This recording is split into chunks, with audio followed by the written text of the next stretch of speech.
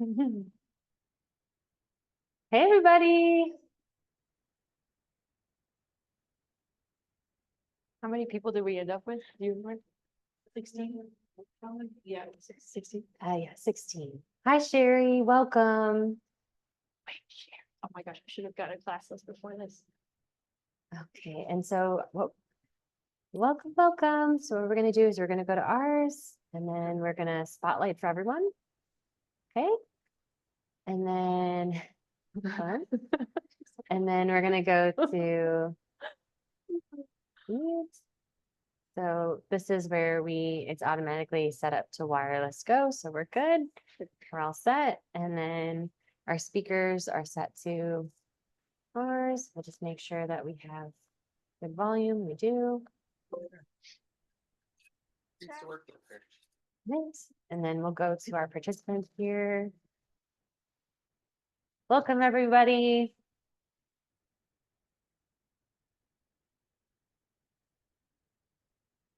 Yeah.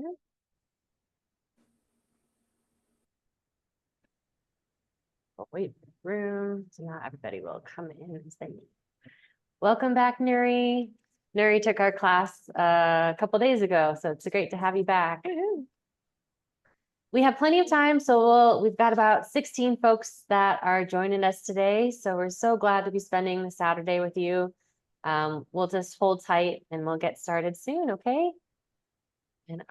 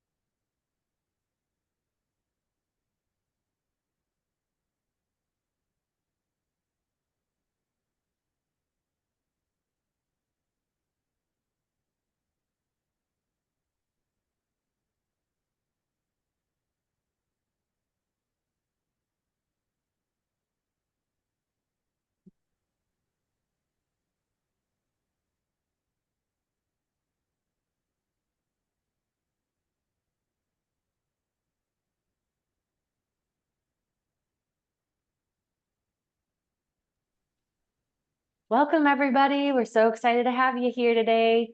We're just doing we'll get started very shortly. I'm just gonna do a couple little edits and we'll get going.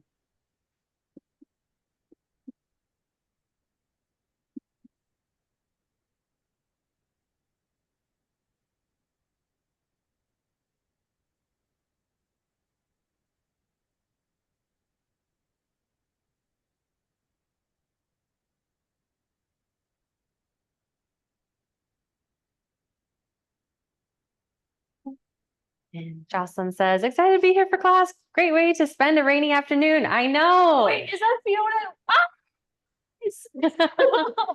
I'm so glad, Jocelyn. Me too. When we were coming here, I was like, this is great. So great that we'll be able to bake at home with the rain. That's my neighbor. Exciting. Aw, what a good group. She is. This is a fun group. Wait, Awesome. Sally, I wonder, is that Sally? I think, yeah, we've got a great group. Well, welcome. We'll get started, okay? So we'll come right behind here for a little. So I just wanted to say welcome. We're so excited to spend this rainy Saturday with you. I was crossing my fingers earlier that we weren't going to have any tornado warnings because we would have to bring the scones and the laptop into the basement of the mall. But yeah, we're really excited to have you all here today. My name is Sarah Buckman. I'm the marketing manager here and I help with all of our education classes, and it's one of my favorite things to do here at the co-op is cook with you and find amazing cooks and bakers to teach classes. We do all different types of classes, from cultural cuisines to seasonal and local recipes. So we always invite folks that are passionate about cooking to reach out if you're ever interested in brainstorming about a future class. And we're so excited to have Hannah Fink here of Tooth Butter Cottage Bakery. And you'll have to share a little bit more about all the news that you have with your bakery. And then we also have my coworker Emily Barnick. She's going to be behind the scenes and helping out a little bit today. But yeah, I just want to first welcome you. Please feel free. We would love to make this as interactive as possible. I know that Hannah's know all these names. This is exciting. recognizing everybody here. And it's so nice to have you here. I think some of you have taken classes with us before. Feel free to put in the chat if you want to introduce yourself and if you've taken a class with us for the first time, what that class was. Also, please let us know if this is your first class, and we'd really like to welcome you personally. And of course, you've met Liz, our coworker. She helped with all the planning, so I want to say thanks to Liz and Emily for helping us pack yesterday. It's always so fun to pre-portion things. I do want to preface that I do say this fairly often, is we're always working and operating in different kitchens. So we want to help you through it. So if you have any questions as we go through, feel free to unmute. It's a smaller class today. Feel free to unmute if you have questions or if you want to add to the conversation. And we're going to be making some really delicious pastries today. And Hannah will go over our menu. But we've got our recipe cards for you. We'll go over what you're going to need. And yeah, we'll have fun. And then I think there's a few that will be using the recording for later tomorrow when they're going to be making their dishes. But I do want to also invite you to scroll our website. We keep all of our virtual classes up on our website. And so we even have some of Hannah's previous recipes, which we can talk about too later.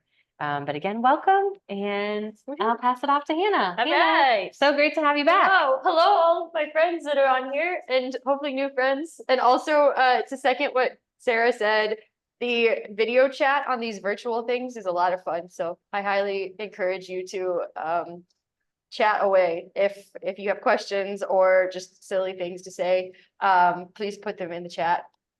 And I have a camera here that will get a close up, but it'll also get your comments. So we'll be able to read them live. And Sarah is like my all-time favorite moderator of this thing. She keeps the wheels rolling. So I appreciate her deeply. Okay, so yes, we are gonna be doing scones, kind of like a summer seasonal version, kind of a classic with cheddar and scallion, but I like to sneak kale into just about anything, especially this time of year when we're swimming in it. So that's kind of my summer spin on a savory scone. And we're going to do buttermilk coffee cake. This is like my favorite, just sweet, indulgent cake to make on a regular basis. It's best with coffee. I think I was way old when I learned that coffee cake literally just kind of meant a cake you enjoy with coffee. So that's what this is. It'll be the kind of cake that you can eat for days to come with morning coffee. Best heated up with some butter on it, my opinion. So yeah, we're going to be making those two things. Likely we'll be able to bake off the cake completely while we're doing class. But for some of you, you might end up having to bake the scones more towards the end of class, so they might not be done on your end until class is over. But we have a beast of an oven here in this kitchen, so I will be able to show you end products of both so that you know what you're looking for when you bake at home. But you have the list of all of the equipment in front of you. We're going to start by making the scone dough because that scone dough has to chill for a little while, so it'll kind of lend itself to moving on to the cake batter after that. So for now, if you can get the kale that is on the scone dough recipe out and your cutting board and a knife. It doesn't have to be a big knife, just a chef's knife like this, or if you have a paring knife even, or even a pair of scissors could work. So if you get those two things out, Sarah, or I think Liz actually was the one that scaled it. She already chopped up the kale, but I found that it works a little bit better in this dough if it's a little bit more finely chopped. So I'm basically just gonna go through and chop these into smaller pieces. You can actually, I mean, honestly, you could even do this with your fingers too if it was easier for you. So just getting it chopped a bit smaller. And then we actually are going to put that right back into the cup. And everybody should have a little container around. And we're going to do what is it called? Massaging the kale. But dumping this bit of oil, sesame oil onto the kale. And I've found when like using kale in more of like its fresh raw form that adding a fat to it kind of helps it be a bit more tender. So it's just, yeah, sesame oil is delicious. So Okay, we had a little question from Fiona. yeah, Fiona, don't worry. She said the sesame oil has spilled in both of our bags. Is that a deal breaker for this recipe? Oh, it's so sorry. You not a deal breaker at all. So you can just use whatever oil you have. yeah. And sorry if the lid on that came off. But But also, if you don't do that at all, it also will be totally fine. yeah. I just do that for like a little bit of extra flavor, as well as just to tenderize the kale a smidge. So let me just go back a little bit. So we Hannah chopped up the kale just a little bit more because Emily did a great job. We wanted to make sure we were giving you the right proportion. So just a rough chop on your kale, and then it went right back into that container. And then we used that teaspoon of sesame oil. But of course, you could use olive oil or your favorite oil. Yep. Just to yeah. kind of coat the kale a little bit. Great. Okay, and so then while we have the cutting board out, this is like the only thing we really need it for as well. I just wanted to make it easy. We're gonna jump ahead a little bit to the jam coffee cake portion. You'll notice that the recipe does not list anything about herbs, but we'll talk about this more in a minute. So if you have your cutting board handy, just go ahead and take the sage and lemon basil that you have on hand and just chop that up as well. And then that can go right back into the container that it was in as well. Okay, and so just really fine dice, or you You can kind of just rough chop it. Okay. It's gonna get baked, so ultimately it'll kind of break itself so we're down. getting our greens all prepped. Yep. Oh wait, so Hannah, will you tell us a little bit about tooth butter? Yeah. So okay, I have been operating a cottage bakery cottage bakery meaning a food business out of a home kitchen for going on 2 years now. And I am a bread baker. I am a pastry person, and kind of my biggest platform is that I work exclusively with Illinois grown grains.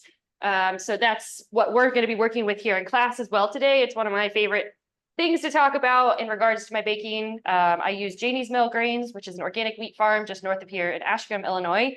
Co-op sells Janie's Mill Grains. I know several other places in town also have Janie's Mill, but ultimately they are an amazing organic wheat farm an hour north of here. You can be in your car in Urbana and to their farm and farm store in an hour, which is amazing. And they've converted thousands of farm acres, conventional farmland into organic wheat growing operation, which is a multi-year and very, very committed feat to be able to do. So I admire them deeply. And a lot of my baking from tooth butter really started from my passion of working both with local grains, working with local farmers, growers, producers. And so I do a lot of bread. I do a lot of pastry, seasonal pastry that very much just reflects what's growing, what's in season right now. So that's heavily reflected in what we're making today. The black raspberry jam is getting, for the coffee cake, we'll have some just seasonal herbs mixed in, and that's my fun flair to make it even more summerful. And also I know that most people that grow herbs at home end up with an abundance right about this time. And so these are creative ways to use things that are probably growing in your yard, or of people growing or something of that nature. So I love it. Yeah. And we have so many different local ingredients that we're going to be using today. So Yeah. like Hannah said, we are using 2 different types of Janie's Mill flour.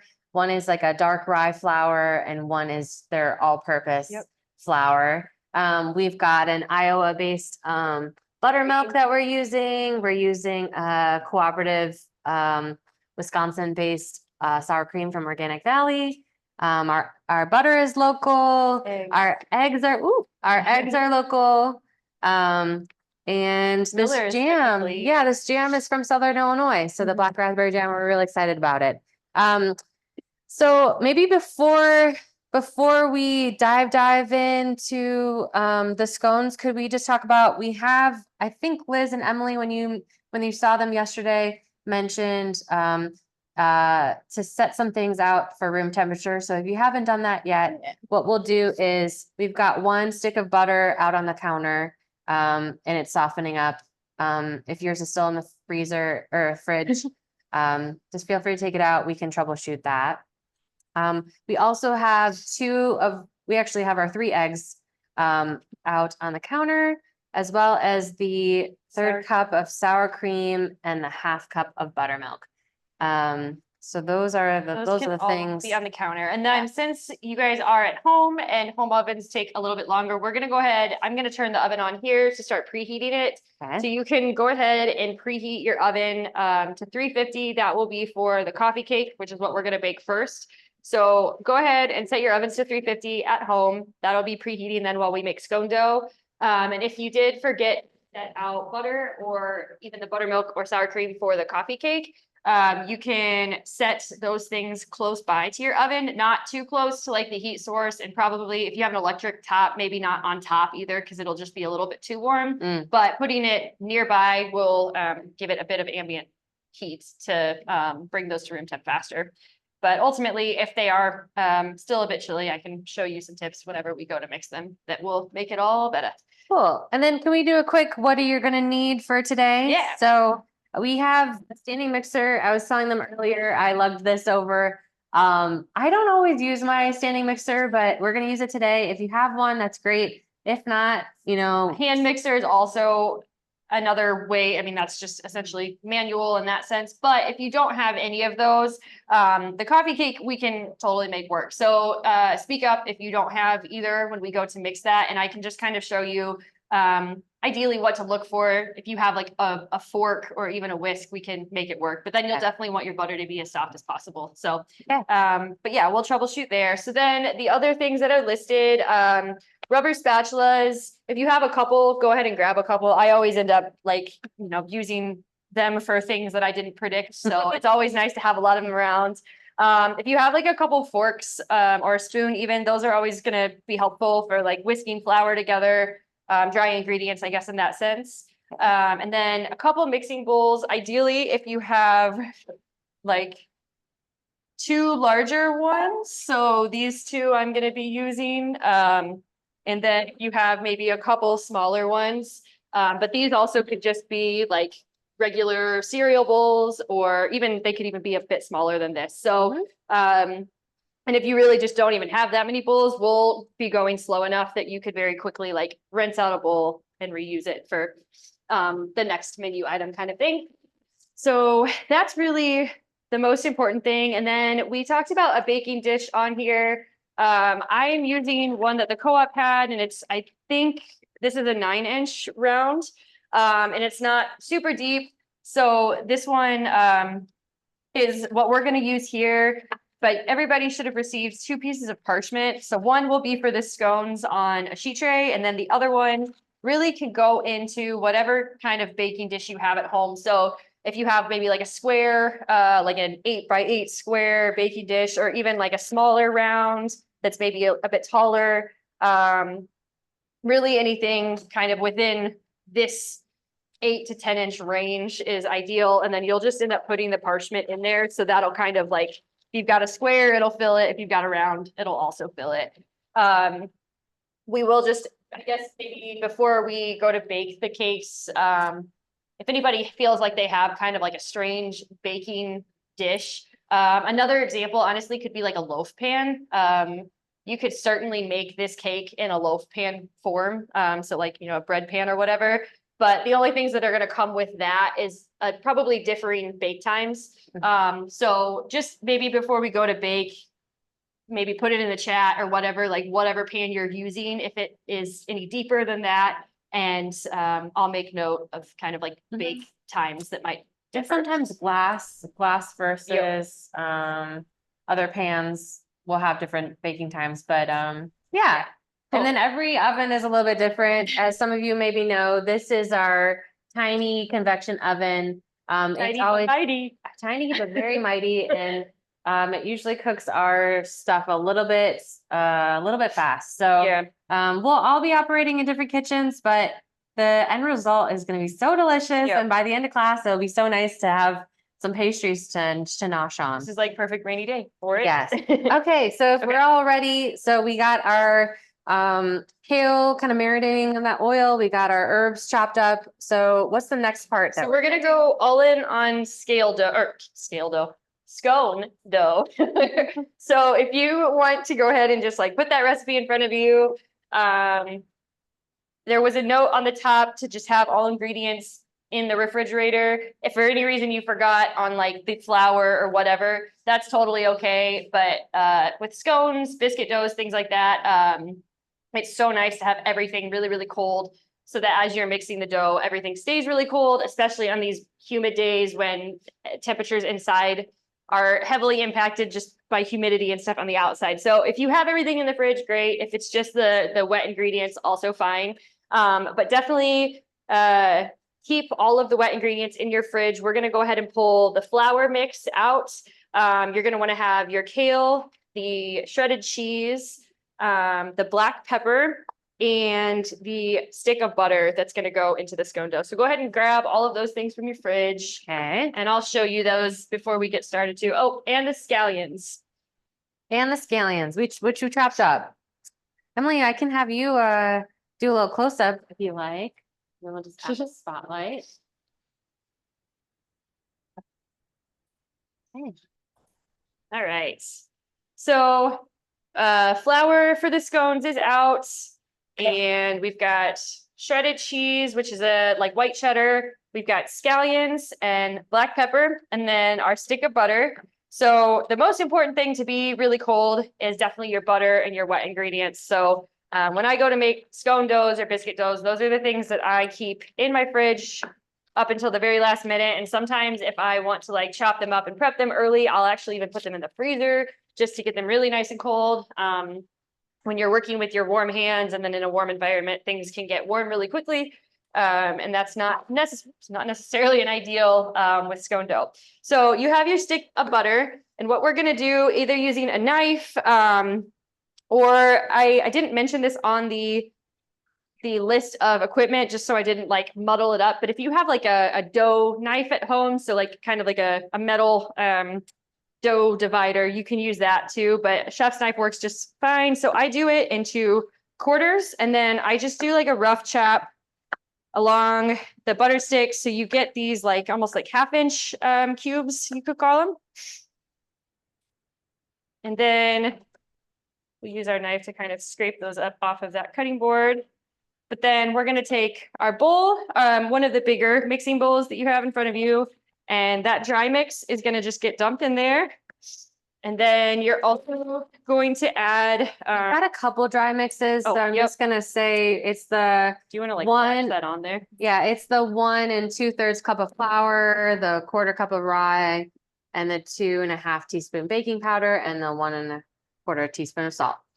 So it's the one that comes in the largest flour container. And I think it's the only one that has rye in it too. And So it's the one that has rye flour is the best way to tell. So then we'll dump our little container of black pepper in there as well. We're gonna wait on the scallions, and then once we've got dry mix and the black pepper in there, go ahead and kind of like use your fingers and just really quickly mix the black pepper in, and then you're gonna take all of your butter chunks and you're gonna break them up. So they're kind of just all throughout, and try to get all of the butter, if it's on your cutting board or on your counter, get all of that in there so you get all the butter goodness. Okay, so then once that's in your flour, you're going to use your fingertips to just kind of like lightly toss it so that all the butter is like coated by flour. And then you're going to go back in, and we're going to try to do this part really quickly so that everything does retain its cold status. But you're basically going to be finding butter chunks And so like this one, for example, and between like your finger, your pointy finger and your thumb, you're just gonna like smush it. And you kind of want to do that for like all of the big chunks you see, so that when we're done smushing, you kind of end up with a bunch of like pea-sized, but that's also not entirely accurate because they're going to be more kind of like these smushed chunks. But essentially, if you find all of the big square chunks and you smush them once, you'll have an end product that you want. And basically, we're doing this.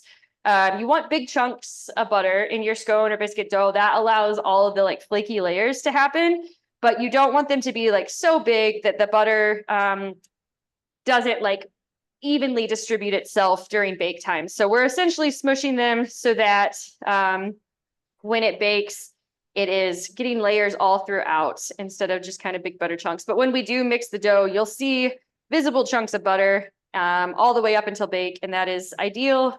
And that's how you know you're in for a good time. Cool. So I feel like I've got mine. I've addressed all of the big chunks, and now there's kind of just a bunch of smaller, but still decently sized chunks throughout. So with that, I'm going to dump the scallions into the mix, and I'm going to dump about half of the cheese into the mix. And that can totally be eyeballed. It's really not a big deal if you do more or less. And then you'll just put that to the side for now. And then you're also going to dump your kale in. And then again, just kind of toss with your fingies. Okay. And we were so tempted packing up all that cheese yesterday. Did you snack? No. Only at the very, very end. But yeah, it was so if you happen to snack, yeah, also fine. Yeah. And so you were looking at a couple different types of cheese. We thought that we were going to do cheddar.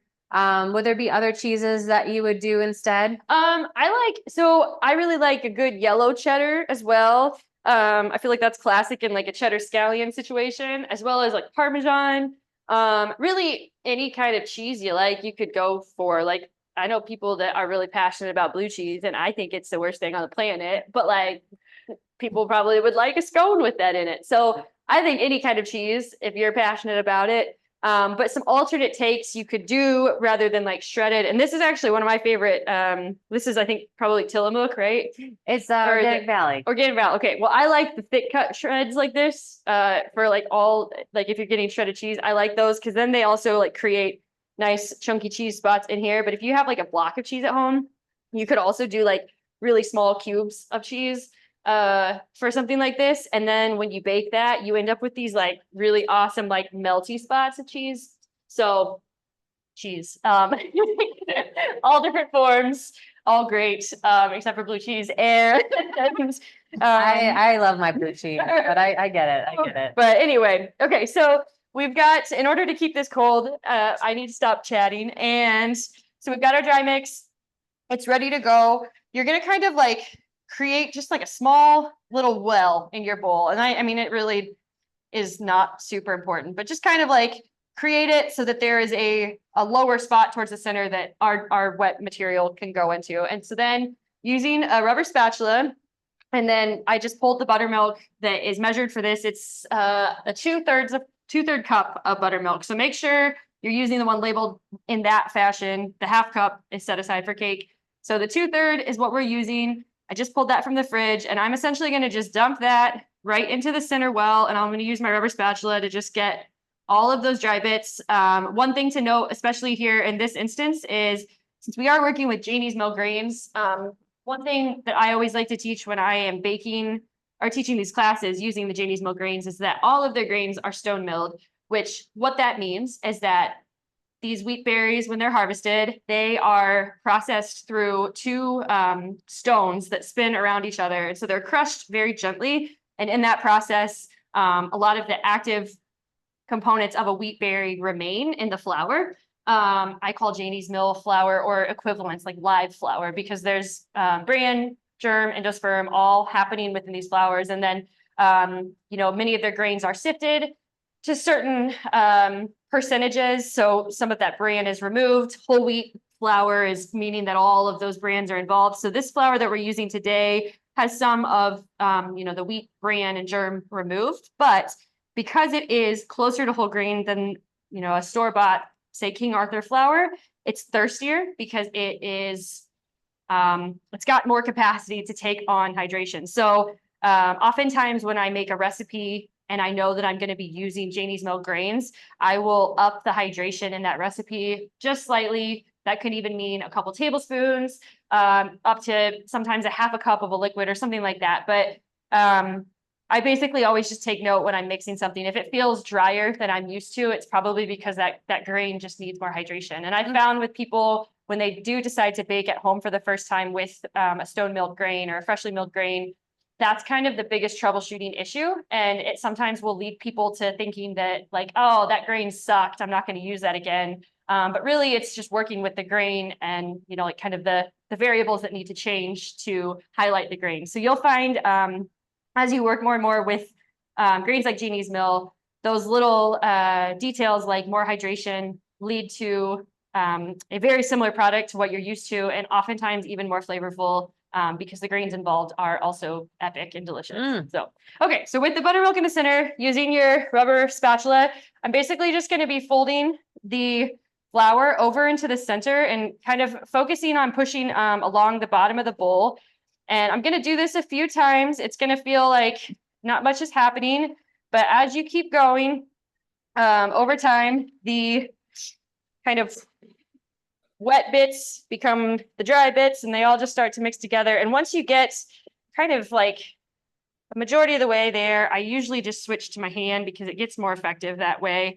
And so right at this point, I'm going to just kind of keep bringing the dough kind of around itself, and it's going to be really crumbly. You can even use like your hands to just kind of toss it a little bit. You don't want to do too much squishing at this point because we're going to do plenty of squishing here in a minute. But once we get this kind of like nice, like Craggy. yeah, like it's definitely forming little clumps because that moisture is picking up in all of the places on either a dry countertop or a clean countertop, or if you have, well, I'm going to use this cutting board just because it's in front of me and it's a nice surface. If you have your cutting board in front of you still and it's, nice and clean, you can go ahead and use that too. It might save your countertops from getting messy in this process. But basically, I'm just going to kind of like dump that out onto the surface. And this scone dough recipe is really nice because it's like just enough for a really small batch of scones. So it's great to just like quickly put together. So yeah, so once it's on the counter, then I'm going to work a bit more on swishing it. And you'll find you're going to want to use the pad of your hand, and you'll find that it starts to kind of come together, and it's going to be really crumbly for a minute. So just bear with it and trust the process. And if you also like are at home and doing a recipe like this, and you feel like because you're working with a Janie's Mill grain, for example, if you feel like it just needs a bit more hydration, in the process that we were working with, like by mixing it in the bowl, that's like a really great time to maybe add a few more drops of buttermilk or, a few more drops of milk or whatever. Like if you realize, man, this just doesn't feel like the dough I'm used to, that's a great time to just use your instincts and add a bit more hydration. So this dough today, it probably could have withstood even a bit more of a hydration, but it's also totally fine the way it is. Okay, so with it kind of put together like this, I'm going to just turn this so I can explain it and show you a bit better. Using my knife, I'm going to cut this into thirds, and thanks to like the kale and all the chunky bits, it really is going to be quite crumbly, and that's okay. There's like a few more rounds of mixing this all together so that it comes together into a nice dough. So I've got these 3 sections, right? And I'm either using a chef's knife, or like I mentioned, if you have like a dough knife at home, that's a really great tool for this. But you're essentially going to try to pick that one chunk up and put it on top of the middle one. And then I'm going to do the same with this other chunk, and you're probably going to lose a bunch of crumblies. And again, that's all right. So I call this like the stack and smush. So once you've got those 3 layers stacked on each other, then you're going to use the back of your hand again, and you're going to smush it down into like nearly the same shape that we started with. So kind of like an inch thick, and you're kind of aiming for somewhat of like a rectangle shape. And while you're doing that, you can kind of see all those dry bits that have, crumbled a bit around it. you don't want to just like pick those up in the process. So I kind of just use the backs of my hand. And I emphasize that mostly so that your point of contact isn't just like the really warm palm of your hand, but rather like the parts of your hand that aren't super, super hot. And it just helps with temperature control.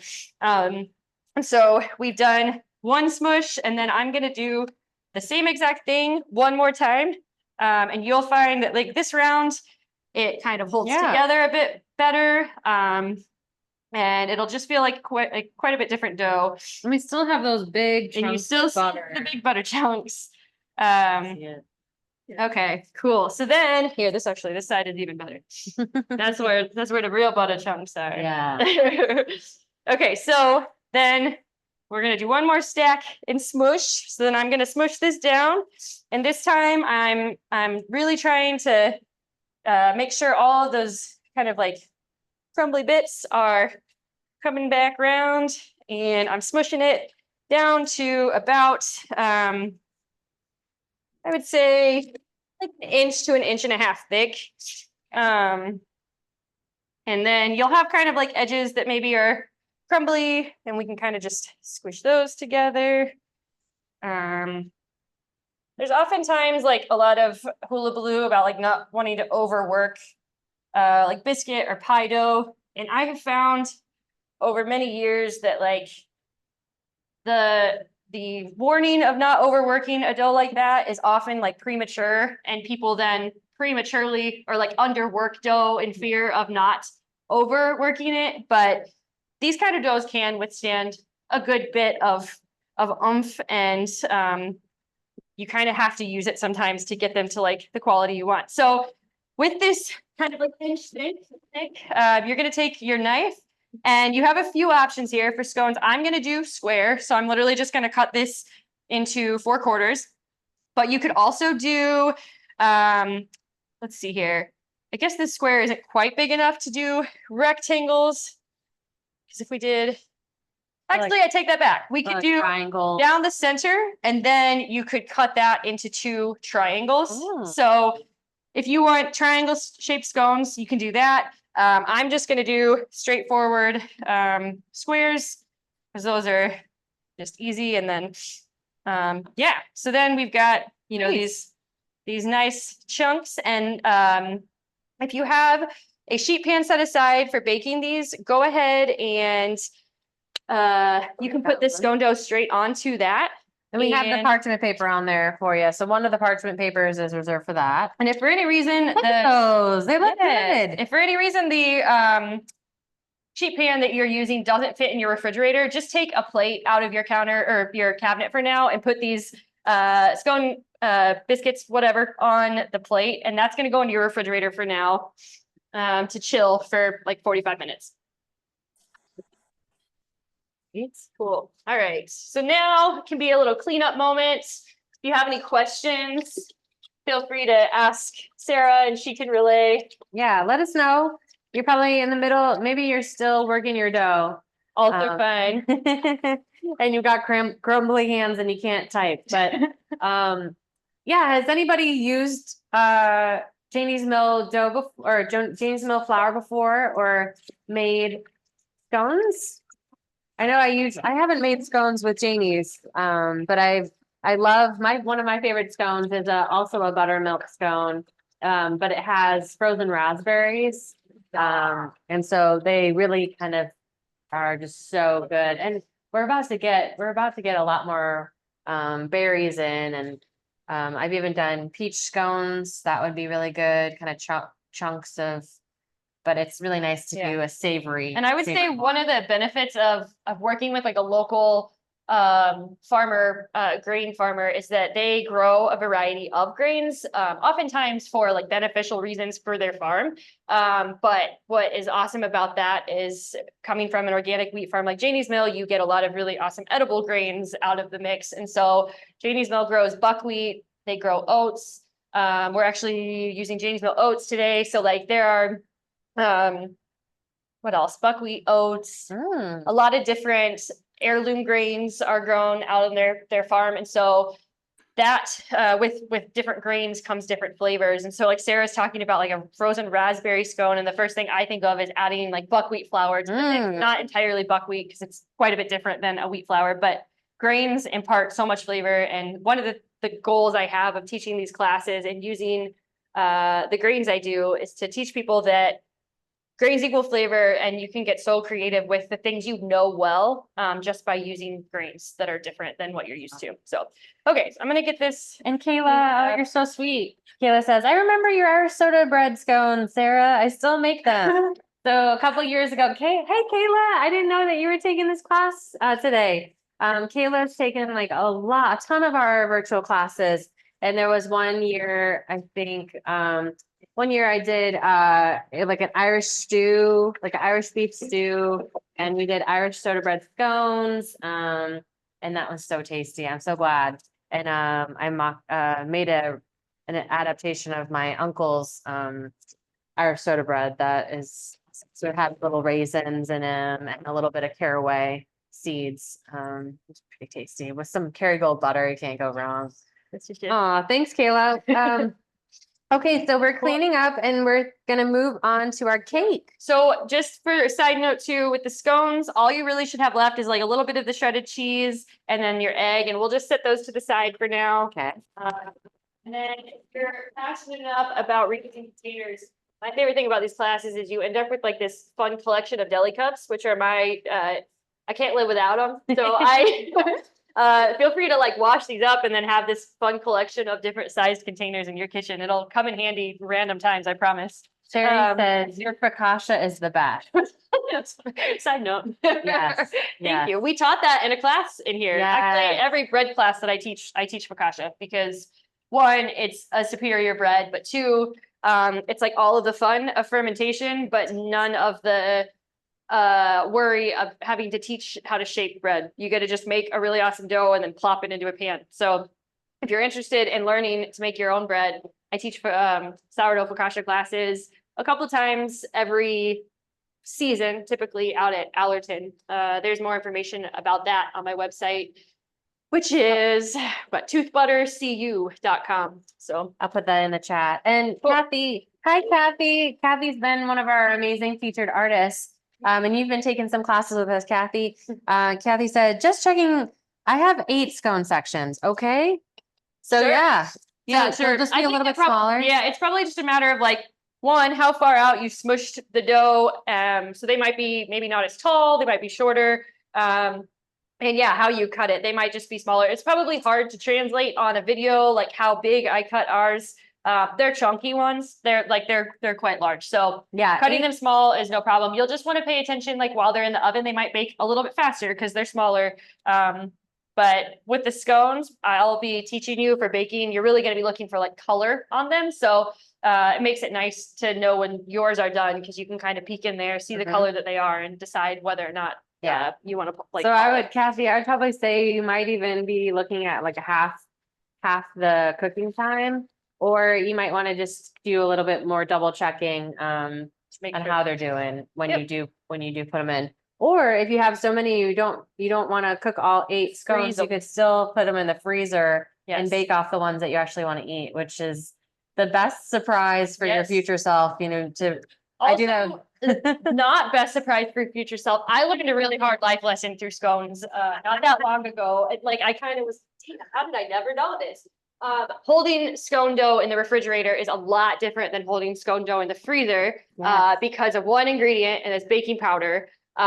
If you hold scone dough in the refrigerator for more than like a day max, the baking powder goes dormant. And then you go to bake it and you just end up with really not awesome Like flat scones.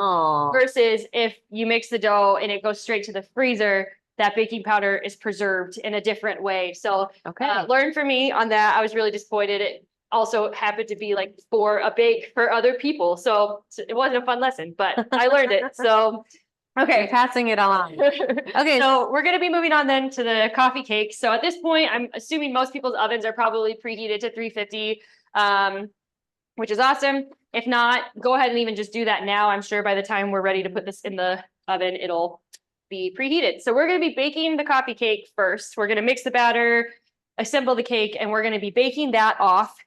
So while the scone dough is chilling, which will end up, it'll basically be in the fridge a little bit longer than the 45 minutes listed on the recipe, which is fine. And like I mentioned at the beginning of class, that also might translate to some of y'all needing to bake the scones more closer to the end of our class, or even maybe after class ends.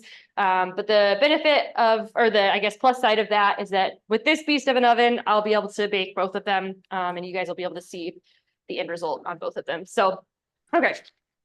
We are going to start with either your stand mixer, or if you have a large metal bowl or a large glass bowl or whatever, and a hand mixer. Or if you don't have either of those, does anybody not have a hand mixer or a stand mixer? I guess I don't even need to cover it if it's not a problem. Anybody? Doesn't look like it. Okay. So if everybody does, yeah, have a machine to mix the butter and sugar, we really should have it. It'll be very straightforward. So I'm going to be putting the stick of butter that is softened, room temperature softened, into my bowl. One trick, if you for any reason did not get this out in time, a great way to troubleshoot that is to take a knife and chop this this stick of butter up into just like, you know, like a bunch of different chunks. Breaking it down smaller makes it easier for the mixer to then incorporate it with the sugar. So if you're, for any reason you didn't soften your butter, just go ahead and like chop it on each like tablespoon mark, for example, and then put that in your bowl. And that'll help it speed up the process. And then we're going to use the paddle for the mixer today. Yep. So paddle attachment, if you have the handheld mixer, it'll just be like the normal attachments. And then you're going to be taking your 4th cup of brown sugar and the white sugar mixture, and that's going to go in there. Brown sugar has a tendency to like clump up. So before you dump it in there, maybe just like finger through and make sure this is nice and soft, but it just kind of clumped in some places. So just kind of like squeeze it a little bit to break up some of those chunks if they seem like they might not in the mixer. Okay. Hannah, are you one of those people that eats taste your dough? Cookie dough, yes. Yeah. I'm like big on the cookie dough. I know. Cake batter, if it ends up on my finger, it goes in my mouth. Yeah. And like that's not necessarily because I want, it's just like it's a natural like tendency. Yeah. But definitely cookie dough. Yeah. Okay, so using the on like a stand mixer or even just a handheld mixer, we're not going to go faster than like the 2 or like kind of like low to medium speed for starters. And so I'm going to let that go for a second. It'll take a second for like all of that sugar to get mixed into the butter. And especially with like this small quantity, it's sometimes especially hard for like a KitchenAid. A question from Mary says, wait, what ingredients are we putting in? I was on the hunt for my paddle attachment. So just the butter and the brown sugar, white sugar combo. So a stick of butter that's room temp, and then the sugar for the cake. And so you'll find with like the cake ingredients, there's a container that has just straight brown sugar. That's for the streusel on top. You want to use the sugar that has white and brown mixed together. Okay, and so once I see that all of the sugar has been incorporated with the butter, I usually, especially with KitchenAids, they're kind of exceptionally notorious for this. I usually stop my mixer. I either like pop the handle up or just scrape in the bowl, but just so you can see better. I always take a rubber spatula and I scrape the very, very bottom down, and I try to get all of the ingredients brought to the very center as many times as I have like the patience for, just because KitchenAids kind of have a tendency to like push them all to the edges of the bowl, and so then they don't really like properly incorporate. So with it kind of pushed back to the center, I'm now going to turn it up a little bit higher to like medium speed, and I'm just going to let that go for a second. And what you'll end up seeing is that the butter, when you first started mixing it together, you could still kind of see like the mixture of white and brown sugars. Once it's nice and creamed together, it'll appear more as just like a homogeneous, like brown, light brown color. And the butter will, especially if you have soft butter to start, the butter will be like noticeably fluffier. One of the things I really love about this particular recipe is that it has so much moisture. As long as everything is like really well incorporated, it's kind of hard to mess up. And so that makes it a really simple cake to throw together.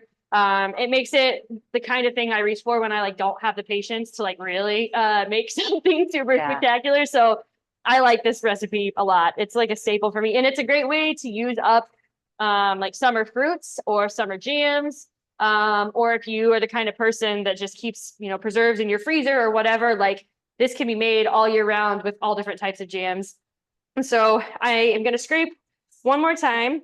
And at this point, you can usually tell too that like your butter is really quite a bit softer. And like I mentioned, like with this small quantity, it's kind of hard for these mixers to like really properly aerate because they're just like not reaching all of the spots. But that again, with this recipe just doesn't matter too much. With a hand mixer, it might be a little bit different too, because you can kind of like get to all of the spots really easily. So I'm going to do this on medium speed, like one more time for like a minute and just let it really whip. And then go ahead and grab your sour cream container. And we're going to stop this mixer. And at this point, it's definitely lighter in color. I can tell that it's fluffier, and it just looks like it's been properly like creamed. So I'm gonna bring the paddle up, you're good. And I'm gonna dump the sour cream in there. And I use like my rubber spatula to really get as much of that out of the container as possible. And this is, with this recipe, it's kind of like the sour cream is like your dual fat in this situation. So sometimes in a recipe, if you're using like more butter in that first step, you'll actually end up with like a creamier sugar butter mixture just because there's more fat to start with.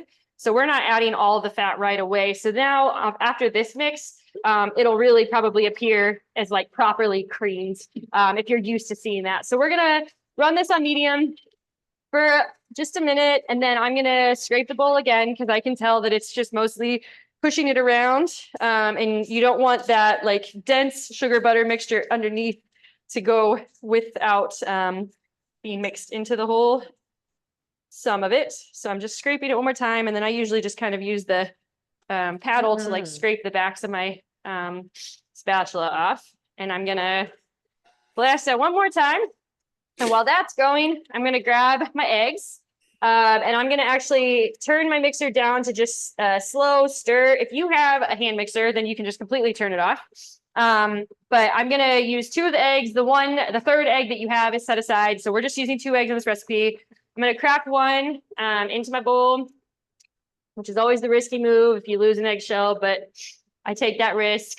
And I'm gonna let that go for a second. Some of you might see, this is like a fun little brown sugar thing. Some of you might see like weird like black chunks or like dark chunks within your butter. Those are like really compacted bits of brown sugar. So don't panic if you're seeing that. It's literally just like really compacted brown sugar. It happens super easily. Okay, so with 1 egg in there, I'm gonna scrape because this is also a part where like the bottom side doesn't always homogenize as well. Okay, so then, and we're just doing 1 egg at a time. That's kind of the best way to make sure everything is nice and mixed. Do we have a question? Fiona says, I always wondered what those were. Yeah, it's literally just so brown sugar, fun fact, if you didn't know this, and this is also something I just learned on the dark web of Instagram. The brown sugar is like literally just white sugar with molasses involved. And so, you know, there's people on the Instagram these days that like make their own brown sugar. And so it's really just like compacted chunks of white sugar like that, like the molasses kind of, it's more, yeah, it just got, and then it like dried really easily. So yeah. Okay. And it ultimately will dissolve. So then you're going to add your second egg. Oh man, I felt like that one was going to lose an eggshell, but we didn't. Okay. So then I'm going to let that go for a second and just get that egg totally mixed in. So at this point, you probably will have like a really nice, just smooth mixture of butter, sour cream, egg,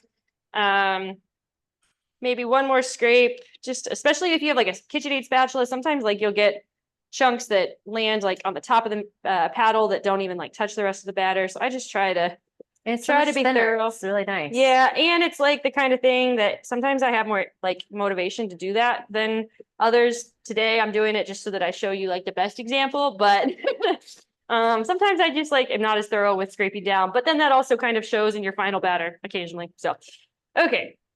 So with that all nice and homogeneous, you're gonna grab your vanilla and go ahead and actually, I'm sorry, not the vanilla. That's gonna go in with the buttermilk. So then you're just gonna grab your dry flour mix, but you can also uncap the buttermilk and the vanilla because we're gonna kind of do, this is really common in cake batter. We're gonna do this like alternating mix for this like final bit of mixing it where we alternate the dry with the wet. And we kind of do that back and forth. And what that essentially does with a cake batter is it's like making sure that it's being incorporated fully and like not over mixing it at the same time. It's kind of like a way to like gradually add flour, like dry to the wet so that it kind of just incorporates evenly and efficiently. So you can take the vanilla and literally just dump that into your buttermilk. And then it'll be easy enough to incorporate in the final mix.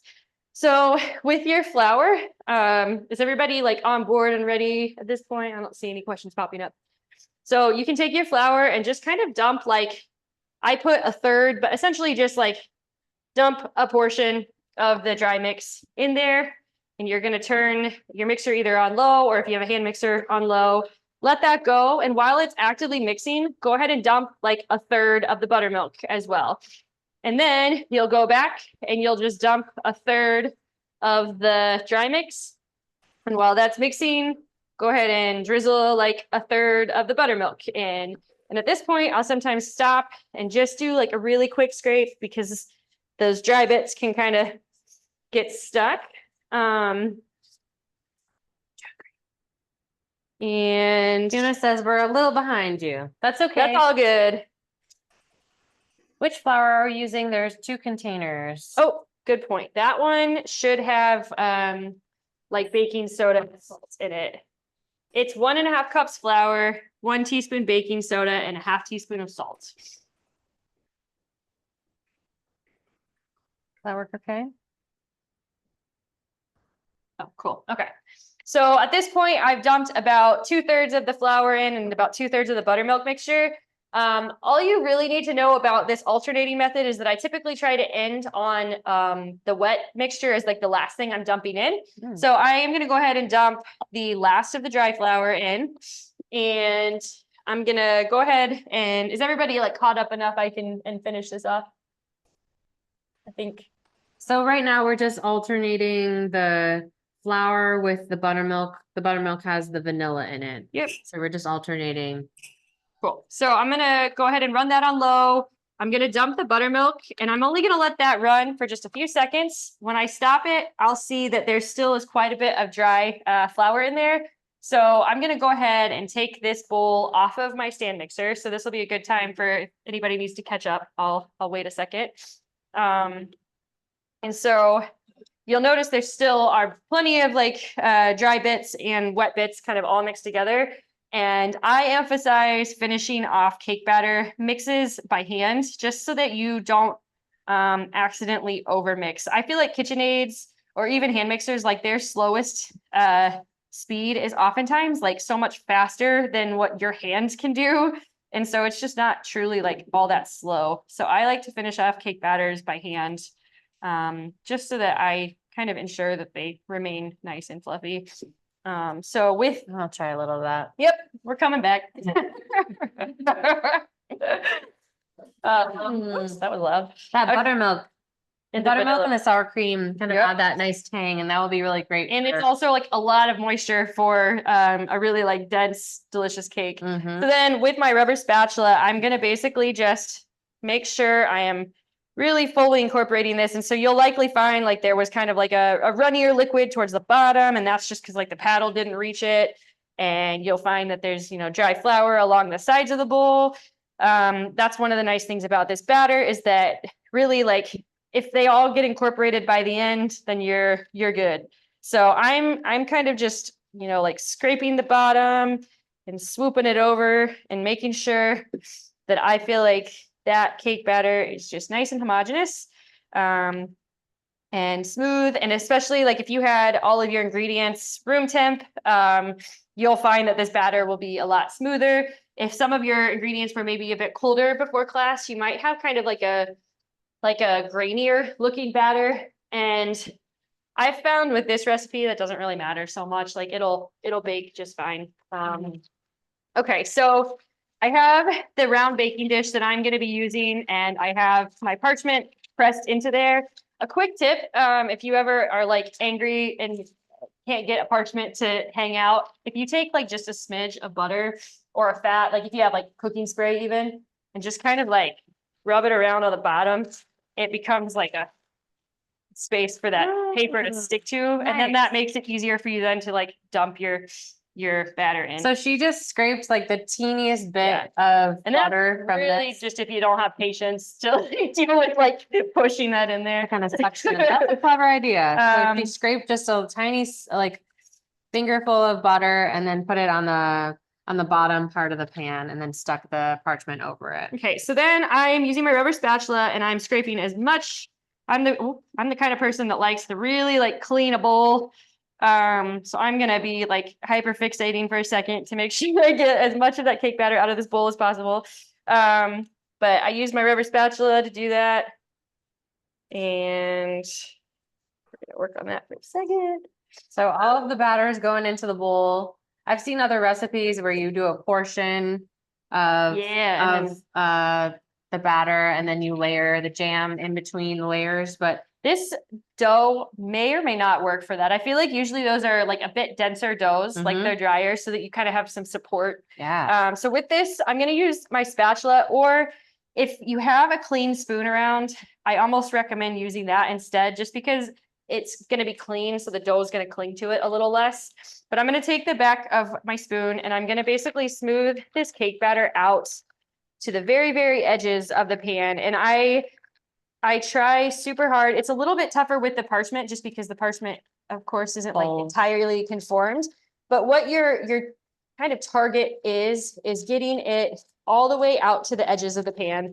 And that essentially is like done so that when we go to put the jam on top, it kind of keeps it from doing weird layering things in the oven. Like sometimes if you don't get the cake batter all the way out to the edge, sometimes that jam will be just heavy enough on top of it that it'll like sink it in some spots. But ultimately, this is like another glorious thing about this cake is that like it's all going to bake up in the oven, and if it turns out all funny layered, it still is like. And do you usually cut the parchment paper a little bit? We can. We also, for our oven, I think we probably should, just because it's hot. So that cake has the potential to. Might have a scissors or Yeah, I agree.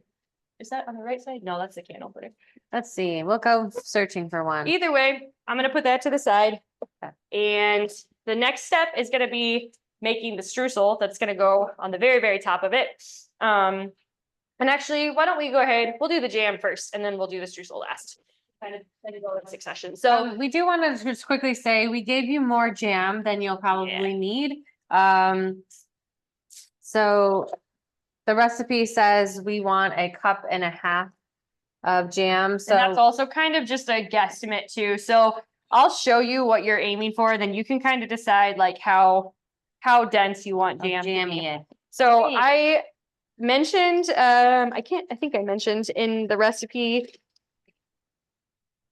Yes, so I kind of made an emphasis to just like make sure that your jam is nice and spreadable before you go to put it on the cake. And really what I mean by that is sometimes, like, especially if you make jams at home, sometimes they might end up denser than others. And what you really want for this next step is a jam that's like really easy to spread around. And so I like to take it and put it in a bowl, especially like sometimes store-bought ones too have a bit more pectin involved. So they're like a little bit sturdier. So I put it in a bowl and I kind of just smush it around with my spoon or a fork, just so that I know that it's nice and spreadable. And I'm going to do a little bit more.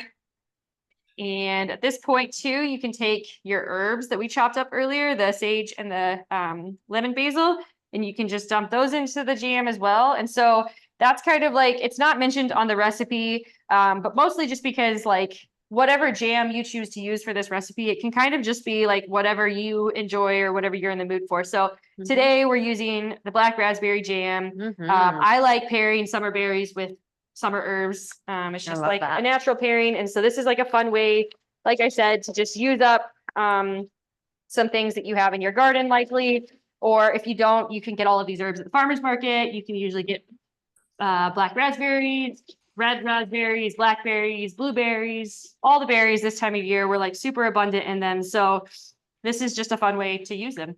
And definitely try the jam. Yep. Would you like to try some? Okay, so I'm gonna put that jam aside for just a second, and then you have a few options here. So the streusel recipe, I didn't necessarily write a step-by-step for that because it's really, really straightforward. It's like my go-to streusel for topping anything that I want with like a brown sugary oats type thing.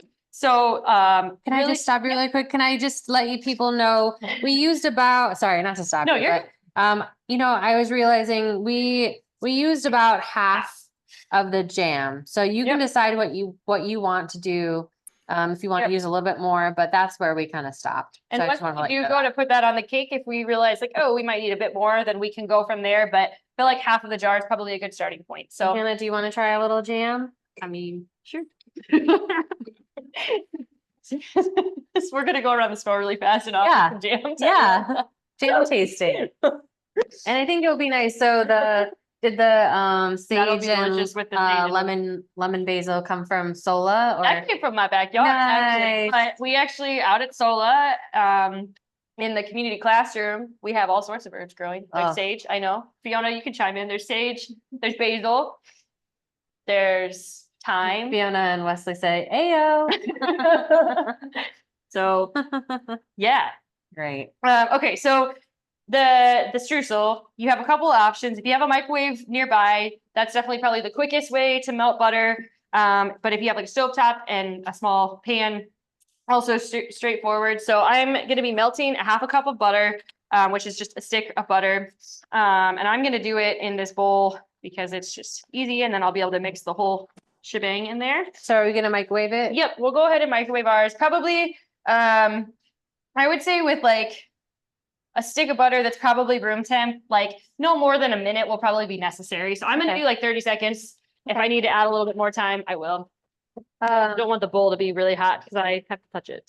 I might actually just do a minute because then Fiona says, yes, sage, basil, thyme, oregano, dill, parsley, lavender, lemongrass, chamomile, etc., etc., etc. Yes. So in the room with us in the chat room, Fiona Monroe is the outreach and education coordinator at Sola Gratia Farm. If you aren't familiar with it, it's an amazing organic, community-minded farm here in town, produce farm. And Fiona does really, really awesome work with the community. Yeah, and Teach people about growing veggies. And we love Sola Gratia. They're one of our closest locally farms to us here in Urbana, just off of Philo Road. And we work with them for a lot of ingredients for classes. And then they also sell at the co-op, but you'll see them having amazing farm stand during the farmers market and also on the Tuesday market in Champaign. Okay, so with melted butter, that actually took exactly 30 seconds for this to melt. I guess some microwaves vary, but ultimately if the butter was really, really soft, this also would totally work. So you have for the streusel, you should have a container of brown sugar, a container of oats, a container of flour, all equal parts. So it should all say 3/4 cup. And then you'll have some cinnamon and a pinch of salt. So all of those things can literally just get dumped into the bowl with the melted butter. This is like the easiest, most straightforward. So cinnamon, streusel. oats, brown sugar, the flour, salt, and it just goes in with the butter. Yep. And then using either a fork or your hands, I basically just kind of like just rough mix until it all just gets mixed together. So I like to use my hands too, because then you can kind of like toss it. Yep. So you'll kind of end up with, and like, this is like, depending on how warm your butter is. Yeah, this is like one of my favorite things. Cinnamon and the brown sugar. Cool. Lovely. All right. And feel free to rinse them off. Wesley says, yeah, she's cool. We also love CGFC and tooth butter. Aww. So sweet. Wesley also works at the Sustainable Student Farm campus. Great. So Okay. we've got great. lots of farm veggie savvy peeps. Awesome. Well, Emily used to work as an intern there at Sustainable Student You know what? Farm. Oh, Wes is new this year, so you might know Okay. Wes. Okay, so with the cake batter in our pan, we're gonna then take the jam as our next layer. And so this part, my jam is like nice and kind of like loose at this point, right? But I'm still gonna just kind of do like spoonfuls all the way around. Because that's kind of like the second level of making sure it's nice and even and also easily to spread. So I think we'll probably end up using just about all of this that we set aside. So yeah, I'd say like a half of the jar that you have in front of you. And that might have only really been like a cup of jam. But you can kind of get a feel for it. So then we'll use that back of the spoon and we're just gonna really gently kind of push that jam all the way around the pan. And you're kind of aiming for the edges again. And like the biggest goal when I do this is aiming for the edges and then just trying to make sure I get like as even of a layer as possible. And if I see any bits, this is like a perfect example. If I see like this bit of batter that's exposed, I try to make sure that like that ultimately gets covered up with an even layer of jam. That's done to essentially prevent the cake batter from like rising up kind of in like weird, awkward sections. But like I said, if it does that, it happens to me Beautiful. sometimes, even despite trying hard to not let it happen, it still is just delicious and it doesn't matter. And Wes, does the flour get incorporated into the streusel? Yes. Yep. So it should be like basically a classic streusel, oat streusel is usually equal parts sugar, flour, oats. So there's 3/4, and that actually makes it really, really easy to just like make it on the fly at home. Like just equal parts. You could do different grains if you wanted to. You could do And different, butter, like you could yeah. do buckwheat or barley oats or whatever. Mhm. So with the streusel then, my goal again is just as even as possible. And for this, I really want to get it all the way to the edges. So I typically kind of like sprinkle it around the edges first, because then that really like locks in the cake batter and makes sure that it kind of stays in place. And it might seem like a lot of streusel, but you're actually totally going to use all of this streusel. You really won't see much of the jam or the cake underneath once you have it all in place. It will be a surprise. And is anybody using, we kind of forgot to go over this before we started. Is anybody using like a loaf pan or anything that's like maybe skinnier or like denser? Let us know. And is anybody using glass versus should this be That would be like aluminum. aluminum? Looks beautiful. Nuri says, I'm using a deeper dish with glass. So yeah, that's Okay. totally fine. So yeah, just with that, like you might even need like less jam, or when you go to spread it out, it might be like a little bit thicker just because there's less surface area. And same with the streusel. So use your best judgment. You can maybe like scale back on using all of the streusel if you feel like it's just like too dense. And then just know that like when you go to bake it, you might want to bake it a little bit longer, and I'll talk about that here in a second, but I'm going to go ahead and get this in the oven. This is heavy. Fiona says, we're using 2 glass square pans. Okay. CL Cole says, we're using a casserole dish. Okay. So yeah, all of those things, as long as they're like surface area, like shallow and wide, then this kind of instructional applies. I just mostly for like the loaf pan, it's like the kind of situation you might end up with like using less jam, using less streusel, just because it doesn't need as much to cover the surface area. Okay. Also the loaf pan might take a little bit longer because it's denser. It'll take longer for the batter to cook, but we're going in. So I'm going to set a timer for 30 minutes. Okay. What time are we working with in general? We are at 2:11, so we're doing good. Okay, perfect. So we're going in for a half hour. We might have to check ours just because of our oven is a little bit faster. Okay. Okay, and let's know where you're at. Are you still working on the layering? Keep us posted. We're kind of at like that point where it's a bit of a standstill. So if this is like ideal time for questions, ideal time to just really talk about anything. If anybody has something they want to talk about. We could do. Yeah, so folks said finishing the streusel and we'll put it in the oven. Cool. Let us know. And did you put all the herbs in? We did. Yep. That's great. So then while everybody is kind of getting to the point of putting their cake into the oven, some few things to note at home. This is like one of those like kind of denser, you know, breakfasty dessert cakes. So those usually equate to like pretty long bake times just because like the cake itself is denser. You've got all that streusel and stuff. So in my home oven, if I'm using a cake pan about the size that it seems like most people are using, you could probably prepare for like close to an hour bake time. And I think I noted that on here. I think about 50 minutes is like kind of a safe bet. And at that point, you would definitely want to be like checking the cake to make sure it's done. So for anybody using maybe a thicker or I guess like a loaf pan, so you would have like a denser cake batter, definitely check the cake around that 50-minute mark by using like a toothpick if you have it, or even if you have a knife, like a sharp knife, or sometimes I've used like chopsticks or whatever, like something that you can poke down to the bottom of the batter in like the middle of the pan. And if that brings up any like wet batter, you definitely want to bake it a little bit longer. So for like the traditional kind of like round or, you know, square shallow baking dish, I start checking it at about 50 minutes. Some days it might just bake quicker. It honestly can depend too on the temperature of your ingredients. If you had everything room temperature, it's going to bake its quickest self just because everything is room temp already. So check it around the 50-minute mark.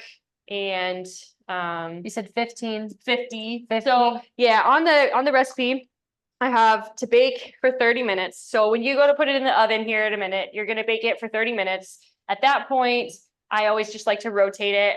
Most home ovens, if you're baking anything in a home oven, they just benefit from being rotated frequently. So we'll rotate our cake, rotate your cake around the 30-minute mark. And then from there, I usually just set a timer for like 20 minutes.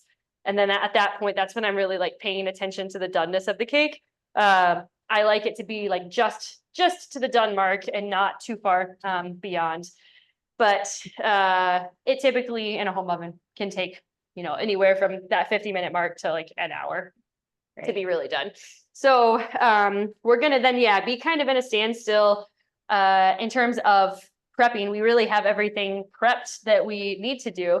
So what's gonna happen with the scones then, the last kind of like bit of prepping.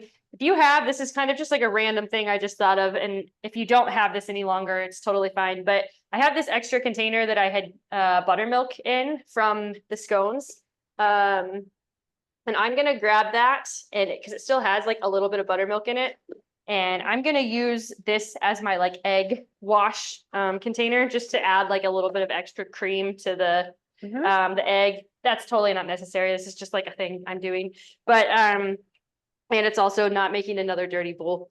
That's my ultimate goal every time I work in my kitchen. And we have a couple comments. So Kathy said, just put cake in. I have a question. New stove has a convection setting, but I have no experience with that. Can you share thoughts? Yeah, okay, so I have never owned an oven at home that has a convection setting, but like my mom has, and so I've messed around with hers, and I have found that I've also worked in a lot of commercial kitchens, so I'm really, really used to using a commercial convection oven. I know those well, but in terms of a home convection oven, I found that they perform quite a bit differently. Like if you're used to using like a commercial convection and you use one at home, it's a bit different. But ultimately what a convection means is that there is air movement happening differently than just a normal setting on an oven. And so in a normal home oven, whether that be gas or electric, you're working with heat that is more just ambient. So not a lot of air movement. It's really just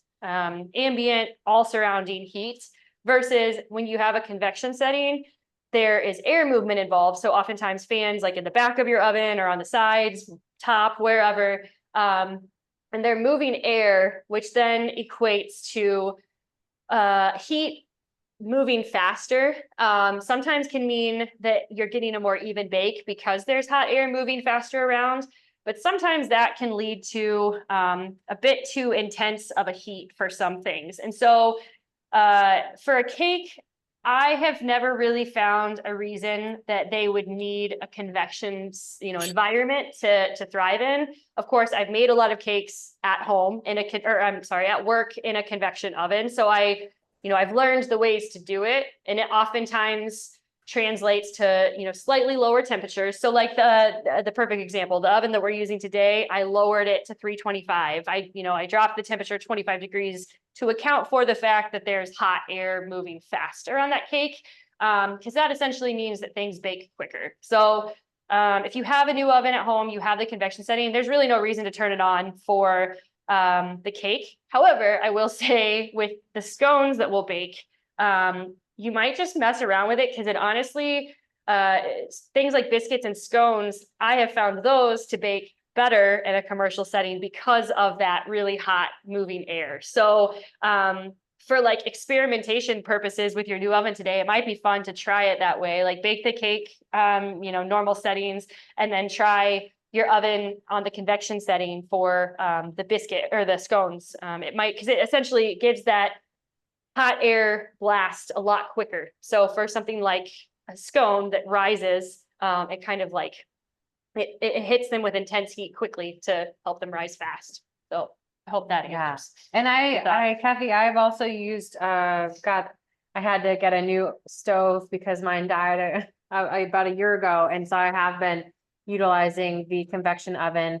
Sometimes if your oven is new and it's not, it might be something that you could try. And then if you notice that the cake is not cooking well enough with the convection oven, I've noticed that actually my convection oven was actually slower, more sluggish. It wasn't as hot for some reason. So I think what you can probably do is probably the best solution is just peer into your cake and see how it's cooking, see the color of it. And you could test out the convection oven. I probably would definitely do that for the scones. Yeah. I honestly have a hard time baking scones at home in home ovens. I have found like the reason I gave you guys the temperature of 425 on your scones is, that hot air blast is the best way to account for a more ambient, sluggish home oven to get that quick rise on I think like a biscuit or a scone. Mm-hmm. So you'll definitely want to preheat your oven hotter after the cake is done. And if you also don't want to, so what's likely going to happen timing wise is like, we're definitely going to finish class and the cake will likely still be baking on your end for sure. So for scones, if like Sarah said, if you don't necessarily want to bake those right away, but would rather have them like tomorrow morning for breakfast, for example, I would recommend putting them in the freezer tonight, either wrapped in plastic wrap, or you could put them, they're probably like hard enough from the fridge now, you could put them like in a Tupperware or something like that, but put those in the freezer tonight, and then you could bake them straight out of the freezer tomorrow. And that'll be ideal because I think they're best served warm. So you could decide what route you want to take on that today, but ultimately, that'd be a good route to take.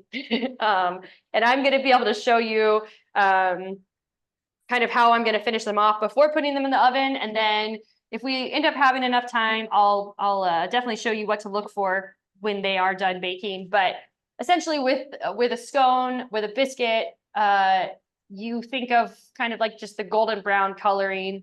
And that's what I look for when they are done. Something I've found to be a little bit variant when in terms of grains, when I started working with whole grains or stone milled grains from Janie's, oftentimes the coloring on products that I was so used to were different, mostly because the grains themselves had more bran, they had more of the entire wheat berry involved, so they in appearance come out browner. Doughs, bread doughs, for example, that are maybe you're used to seeing being perfectly white, are not such. Biscuits that you maybe are used to seeing, flaky and white, have more color to them. And through a lot of experimentation, I've found kind of like the perfect mixtures of the flours, the different types of flours that like Janie's Mill grains, and I found like the combos that I like that kind of give me, the flaky biscuits or give me the fluffy bread or whatever. But oftentimes when you're using their grains too, you might not get as light and as fluffy of a product as you might be used to using just King Arthur flour. And to each their own. I mean, you could take all of these recipes and use a bag of King Arthur and receive a really delicious product too. I just really live and breathe by like grains equaling flavor, and they really do. Yeah. So, And they have such a good flavor, and it's nice that we're incorporating the rye and the scones. yeah. I think that'll be something people will really enjoy. Yep. Rye is very quickly become one of my favorite grains to work with. It performs very differently than wheat, so I don't use it. I've only just begun experimenting with it as the entire grain for a bread, because rye breads are a lot different. I love them, but I'm learning on how to make them. But using them in baked goods is one of my favorite things, usually just in a small quantity. I love them in cookies. I love them with chocolate. I use a lot of rye flour in my chocolate brownies.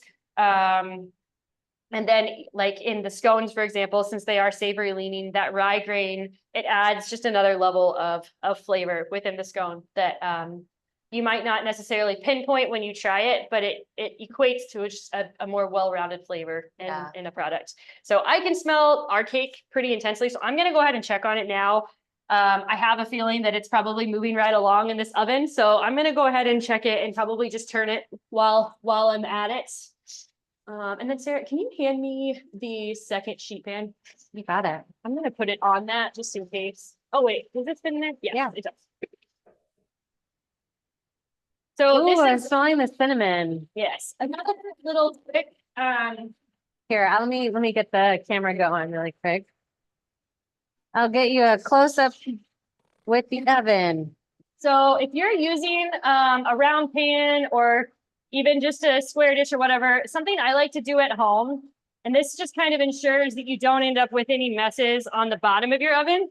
I like to put round pans, I'm gonna put up here just so I don't mess this up. I like to put round pans or like pie pans even on square baking dishes. I didn't do this to start, I don't know why, but it also makes for a really easy situation when you want to go to turn the cake in the oven. So instead of having to fish the edges of a cake pan, you can just rotate the sheet pan, and that makes it a lot easier to do. And also then if you have any accidental over spillage, it also can collect that instead of the bottom of your oven collecting it. So It's looking good though. It's Yeah. it's still not cooked yet. very but jiggly, but it is rising. And so then I sometimes I probably didn't need to turn it at that point. Definitely wait until like the 30 mark on your end to turn it. Mostly because the least that you can budget while it's very gently rising, the better. Sometimes if you move it around too much or you rattle it too much while it's still getting that first rise, you can accidentally deflate it in that moment. So it's best to really let it go for that full 30 minutes before you go to rotate it for the first time. You've got a couple sweethearts in the class that are showing love. So, CL Cole says, Hannah, you are like the modern day Julia Child, but better. Isn't she? I love that. And then Fiona and Wesley says, not to make this Solo Gratia Farm Hour, but I just want to shout out that Hannah has also been our volunteer coordinator at Solo Gratia for the past year, and it has been super awesome to work with her. So appreciate you. Solo Gratia is like the best. It really is. And Hannah's multi-talented. Did you tell them about Elm City? I haven't. So that's we can fill the time with my exciting news. So yeah, I am Tooth Butter Cottage Bakery is very, very soon, within the next month or two, becoming just Tooth Butter Bakery. It's dropping the cottage part as I am in the process of moving into a commercial kitchen here in town. Very, very excited about this. It's kind of never really been the long-term goal when I started the cottage bakery. Really, I started a cottage bakery to get back to baking. I had been a kitchen manager. I had been a baker for many, many years, and I had a child, my son Malcolm. He's now 2, and I, stepped away from the kitchen for a while to be with him, and ultimately just wanted to get back to baking and kind of on my own terms. So I set out to start baking bread from our house. I'm primarily a bread baker, so I really, really wanted to create a business that allowed me to bake bread the way I love to bake bread, which is primarily sourdough, so naturally leavened bread. And then, like I have talked about most of this class, using Jamie's milk grains, which is really what sets me apart here in town. So I set out to do that, and it turned into something so much more than I expected it to be. It turned into a really amazing community of support and, people that celebrate food, celebrate good food. And it really became a livelihood for me and my family in ways that I didn't expect it to be, really just that community support component. So it really drives my passion towards working with good food. That's one of the reasons why I love to work out at Sola. One of the reasons why I do it even is just to surround myself with good community, good food, and think about food from the lens of nourishing, the people within our community. So that's how I treat my baking business. It's kind of what led it to snowball so quickly. And so I landed on a really awesome opportunity recently to acquire a bunch of baking equipment to furnish a bakery, essentially. And I am in the process of moving all of that into the kitchen at Elm City Coffee, which is in downtown Urbana, right on Main Street. It's historically been a coffee shop. So if you're a townie and aren't familiar quite with Elm City, it was Cafe and Co before, it was Flying Machine. It's historically a location that has been a coffee shop. And so just as of this year has new ownership, and it's a really beautiful space, a really great coffee shop. They roast their own beans. And so I will be posted up in their kitchen space, separate businesses, no storefront on my end. So I refrain from saying I have a new bakery. I mostly say the term bake space, just to try to not confuse too many people, but I'll have a commercial kitchen. So that really means that I can scale up what I'm doing. I can bake more bread. I can bake more pastry. I can provide pastry and bread, and who knows what we'll dream up of for the coffee shop. I can do more fun events around town. I'll definitely keep doing fun things like this. I run a pantry bread subscription. So I do essentially a CSA, but for bread. I call it community supported baking. And so every month people buy in, and they buy in for a share of bread. And then I bake every week on Wednesdays typically. And my pickup spot has historically been at Cloud Mountain Kombucha. They are dear friends of mine. If you've never been into their tap room, highly recommend going to check out Cloud Mountain. Another really incredible local food business doing really cool things with local produce. Yeah, hyper seasonal drinks. And we actually not too long ago started carrying their kombucha. So they've got a really cool program. And really, if you go pretty much anywhere in town at this point, most places are serving Cloud Mountain in some form. Yeah. It's super cool for them. They just expanded a big time expansion into a new tap room in downtown Urbana too. So we're kind of going to be neighbors, which makes my heart really giddy. But and they're on Griggs Street. Yeah. So they're going to be near Balderotas, and then 25 o'clock's there. Yes. And I feel like they're also looking for more businesses to take more space over there. Yes, so they have an office space in Yeah. the front. So basically, all of this to say, downtown Urbana is really on this amazing uptick of a lot of really, really cool businesses being down there. And I'm really honored to be a part of that. It's one of the biggest reasons I put an emphasis on choosing that space. And so soon I will be operating out of there. And really, other than that, I don't have much to say on what that really means for me as a bakery, other than I hope to have more of a presence here in town. It opens up a lot of doors for me as a business in regards to, my limitations and what I'm able to do. Beyond, so it's exciting. And you did such an amazing job as a cottage baker, and there's a lot of health code constraints. And so being able to expand into the commercial kitchen is just going to allow you to kind of, and also what's so great is connecting it to Elm City's, any extra that you make, they would probably be very much excited so the goal, I think probably with the coffee shop even is, we'll have some sort of a wholesale setup. So there will be pastry ideally available for me on the daily in the coffee shop. So that's the goal. Still in that lovely process of figuring out all the details, the endless kitchen projects that pop up every single time I walk in there, including this week. The humidity has sent me on a roller coaster with a freezer that I'm about over, and all of that. It's very exciting, and I'm grateful to have support from places like the co-op, as I, move into this exciting endeavor. And yeah, Yeah. that's it. Well, we're really excited. Yep. You gave me some behind the scenes info on it, and I couldn't be more excited. So, and there was her focaccia is so delicious. Yeah. We were talking before class that I don't know if some of you have have any of you taken classes with Hannah before? Let us know, because we did like a 3 different cookie virtual class for Valentine's Day last year, and that was stellar. That That was a lot was of the fun. rye chocolate chip or chocolate chunk Yep. cookies with the flaky sea salt on There was top, spelt and then Linzer. spelt Linzer cookies with like a raspberry jam. We did little hearts on those Linzer cookies. And then there was that beautiful shortbread that we put those the flowers, pansies. not used einkorn, so it was all different Einkorn. grains. Mhm. So should we give you a quick look at what's So, going on here? Certainly less jiggly, but still definitely a ways from being done. But thanks to just the nature of this oven, I can tell that it's going, the exterior is possibly cooking a little bit faster than the center. So I went ahead and turned our oven down. You probably won't run into those issues at home so much, but those are kind of just the instinctual things to look for while you're going. So, okay, what do we have for time right now? We've got about a half hour. Okay, so really at this point, I can show what we're gonna do with the scones, but we're obviously gonna probably wait a minute before we put those in.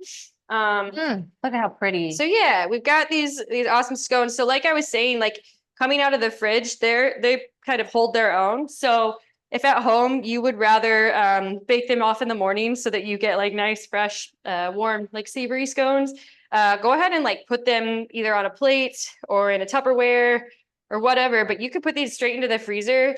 Or if you only want to bake off a couple right now and maybe bake off the others later, put 2 of them in the freezer, whatever. Like I was saying, don't store long game, a scone or biscuit dough or really anything like with baking powder like this in the refrigerator for too long, no more than like a day.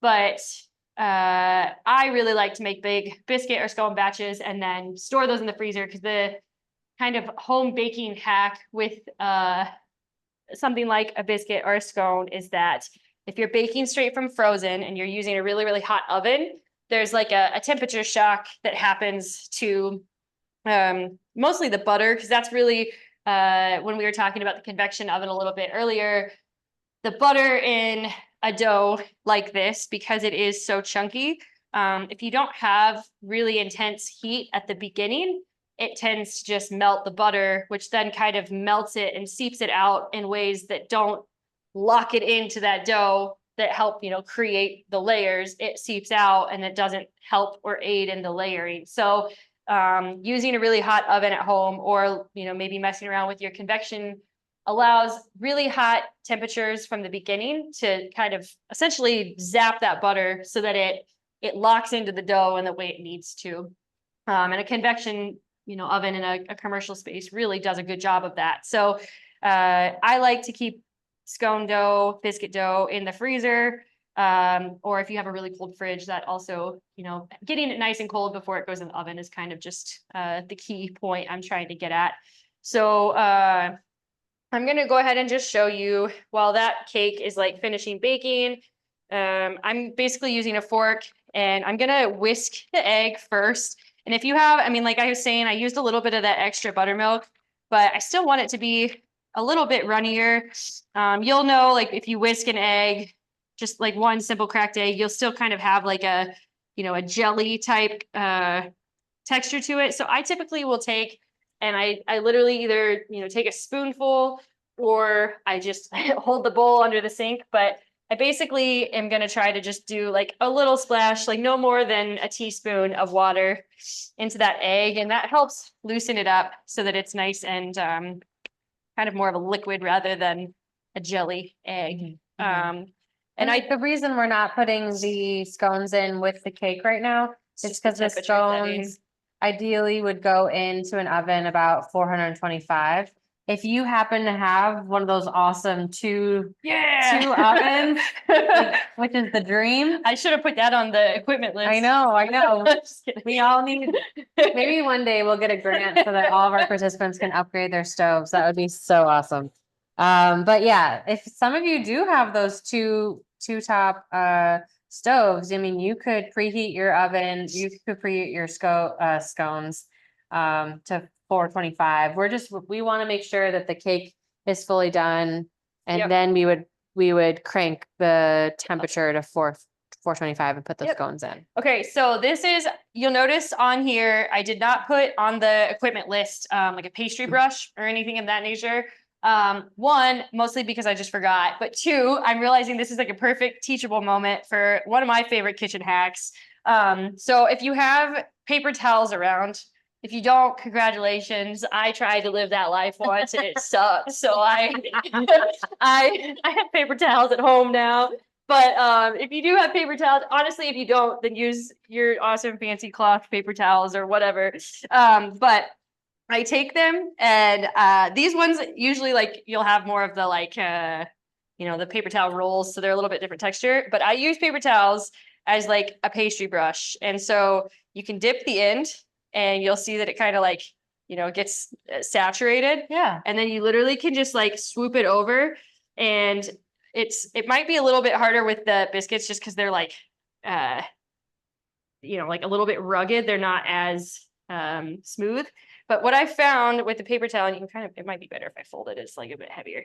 This is like a really good way to then like gently brush like an egg wash onto something. I found this tip because I have a history of being a croissant baker. I was a pastry manager at a bakery, and we did like thousands of croissants. And when a croissant is really nicely proofed, it's really, really fragile, and you don't want to like compact it in any way. So we found that if you use like a paper towel and just make it its pastry brush, it kind of just like contours to the ruggedness. But it's also like one of those fun like camping survival mode pastry brush hacks. Yeah, So, that's so clever. this is me making my accidental mistake of omitting it into a kind of teachable moment. So the other alternative to this is like you could also just like spoon a little bit of egg wash on there and just kind of spread it about. But basically I'm just going, and this is also something, if you're not planning on baking them today, then don't do this. And I probably should have like emphasized that, but hold off on doing this until like right before you're baking it. So if you've already started on that,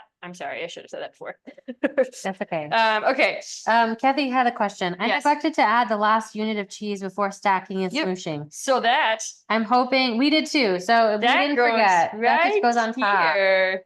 I'm hoping I can use at least some of the rest on the top when I bake them later, and maybe under the egg wash. So actually you were perfect on That. your following the directions, Kathy, because Here we are. we did save a portion of the cheese, and it's to coat the top. Yes. So that is the final step before baking the scones. So they'll get that cheese sprinkled on top. And so like, depending on how much you put in the dough versus saved, you'll have either like a nice tall stack or maybe just a few sprinkles. Either way is fine. These are gonna be so good. These are gonna be good. Yeah, I don't know if I would be able to have the self-control to freeze them for tomorrow. You know what I mean? It's like 2 pastries. Why not? And then you can snack. You'd be like, okay, this is my whole grain whole grain dinner. A timer. So the timer went off, but we'll just crank it back. Yep. So that was the timer for 30 minutes. It's not quite. It's still quite jiggly. Okay. So we're gonna let it. But it's doing pretty good. Yep, it's getting there for sure. But it's definitely still jiggly. So we've had it in there for like 30 minutes. And for our oven, I usually it typically equates to like anywhere from like 10 to 15 minutes like lower in terms of bake time. So I would imagine this will be probably close to being done here in the next 5 to 10 minutes. Okay. And then I'm gonna go ahead and put these just back in the fridge. But I just wanted you guys to see like that's kind of like the finished scone before it goes in the oven. And you can certainly use a sheet pan much smaller than this one. If you have, one that's even half this size. Biscuits and scones actually really benefit from being close together. It's kind of the like together we rise kind of thing. They like Right. to be close together. It like encourages them to go tall instead of splat out. So Do you think, since we've got about 20 minutes in class, do you think that we should put them in? sure, Just so that we can show them what it looks Yeah. like? we could probably go for it. I think let me crank this a little bit higher just so Okay, that is not too big of a shock. okay. But ultimately 350 in this convection oven should be Okay. probably. And then totally what fine. we'll probably do is we'll make sure that we're Keeping an eye on the cake. keeping an eye on the cake, and then we'll move one of these down so that we can. Cool. Thank you. Okay. All right. So scones are gonna go in. And like this is ideally working for us just because this oven is so powerful. So like the 350 on this oven is a lot different than a 350 on a home oven. So it really should do quite fine with these scones. But again, at home, use the hotter temperature. Or if you're feeling like you're really feeling like a daredevil and want to do it, you're welcome to it, This might be a little bit not as fluffy. Yeah. Okay.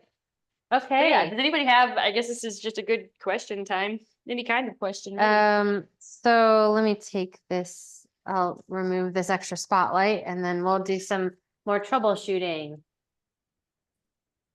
Another fun thing, this will be my like last talk on Janie's Mill, just because I do really like talking about them. But if for any reason you're like super curious about working with stone milled grains or just better understanding what really goes on with grain growing, grain processing, Janie's Mill offers tours of their mill. They offer them honestly quite regularly. If you go to their website, there's a list of all the dates and they're for free, and you just register and you show up. And like I said, it's an hour north of here. There's actually a really awesome restaurant just down the road from Janie's Mill that's called, it's like Beans and Barley or Barley. It's got barley in the name, but they utilize Janie's Mill grains, and it's a really great restaurant, and it's just over the bridge from Janie's Mill, but you can kind of make like a fun day trip out of it that way. But they do an amazing and thorough tour of the mill. They show you, all of the different components that go into milling flour. They show you grain storage. They talk to you about, the process of becoming an organic wheat farm and what that really looked like. They'll answer questions tailored to your specific curiosities. Harold Wilkin is the main owner of the farm, and then his wife, I'm blanking on his wife's name right now. His wife does the tour typically, and she like sends you home with baked goods that she made. It's really wholesome. It's a really cool offering that they have, and they also sell all of their grains when you're up there. So you can, if you have anything up there that you're curious about, you can buy grains and Janie's Mill swag and cookbooks that they support. So it's a really cool offering that they provide, and it's a really great way to really tap in further to the food that you're making and the really amazing growers, producers that we have around us. It's honestly quite remarkable that we live as close here in Urbana to Janie's Mill as we do. There's really only a handful of organic wheat farms across the country that are milling and producing as much grain as Janie's Mill. I can really only think of like 3 or 4 other large scale millers. There's plenty of small scale grain growers across the country as well. We actually have several more here just in our region. Over in McLean, there's Funk's Grove. They grow amazing whole wheat. And actually just recently received grant funding to be able to clean and process more. So they'll be able to produce more, basically grow more grain to then get more grain to consumers. But there's regionally a lot of grain growing here in the Midwest. Wisconsin and Minnesota have so much going on. So I think it's particularly cool to shift my focus in baking to the grains I'm using, because we are really abundant here in the Midwest, and it's not something I grew up thinking too much about. So if you're ever kind of hoping to just take your baking to a different level, even just shifting the focus to the ingredients you're using and that being seasonal, awesome produce, but also thinking about the grains involved, like it's really cool that we have access to it the way we do. That's so great. Yep. Nuri, you're wonderful. She included a link to the mill tour that Janie's Mill. She said, I found a link for the mill tour that Janie's Mill, if anyone was curious as me. So, oh my gosh, that would be fun to do. We actually went for a tour several years ago with our staff, and then Harold also took us out to the different fields and would show us. He helps other small, or actually not small farmers, a lot of really large conventional farmers that are growing soy and corn, and has helped them transition to organic. A lot of people have been really interested in kind of the regenerative agriculture in general, and just not using harmful pesticides and taking care of the soil. And so he has slowly acquired more and more neighboring corn and soy farmers. It's like a multi-year process. Yeah. Like to convert one single field, it's so many years of commitment. Yeah, right. And so he has like a 3-year process where they start growing. The first year they start as they're transitioning to organic. He has them grow soybeans for tofu that is going to be then processed in Chicago. And so, and then there's a few other steps, but yeah, that was great. Harold out at the farm too. It's like, if you ever find yourself out at Janie's Mill to get a mill tour, Harold is just one of like quite possibly the cutest old men on the planet. And he's really fun, and he really loves to just talk shop. So you really can't avoid, he like almost always will pop up at some point in the tour just to like hang out and be silly. So I really, really love that farm. I love what they're about. When I went to my mill tour, my partner came with me, and so did our then like 1.5-year-old son, Malcolm. And the gals that operate the mill during our tour, they took Malcolm and showed him on his own little personal baby tour, so that me and my partner Chase could like actually focus in. And that for a parent really means a lot. So and like now when I go to pick up flour from them, they usually take Malcolm from me and go show him around. But they're really just like awesome people. So I highly recommend checking them out. But again, if you don't want to make that trip, the co-op sells a lot of different types of their grains, so you can play around with them. Yeah. Nuri, you had a question saying, the scones. When you cook the scones straight from the freezer, how long do we cook it in the oven? So same cook times. It's for a home oven, really the straight from freezer is kind of like what I was saying. It's just like helping with that temperature shock. So really the scone dough, or baking the scones, I put on here, what time did I do? So really like 15 minutes at 425, and then you'll turn your oven down a little bit just so it's not getting like hot blasted that whole time. And I said to bake for another 10 minutes. And then at that point, they would have been in the oven for about 25 minutes.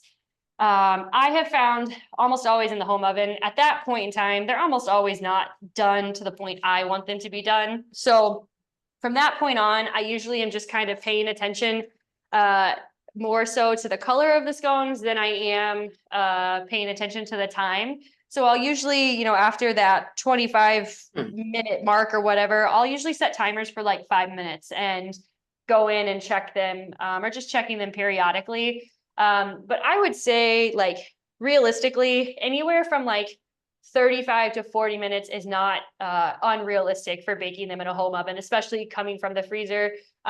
You really want to see that they're nice and golden brown, and really it's like kind of the edges, the parts where you've cut the dough that are going to get the nice, really golden brown. Sometimes the top, like I was saying, with using like the stone milled grains, you don't always get, one of the benefits of working with a King Arthur, like really white flour, is that due to like the components of those grains, they lack a lot of the bran, but a lot of the white starchy parts of the flour that remain, those like to caramelize in the oven. So you get a lot more of a browned product. So like sometimes recipes will say, bake to golden brown, and that can be a bit misleading when you're working with a grain. Sarah, there's like I don't know. I don't think it impacted. Yeah, it's okay. Okay, sorry about that. But Then yeah, have a little security pop up that I always have to get rid of.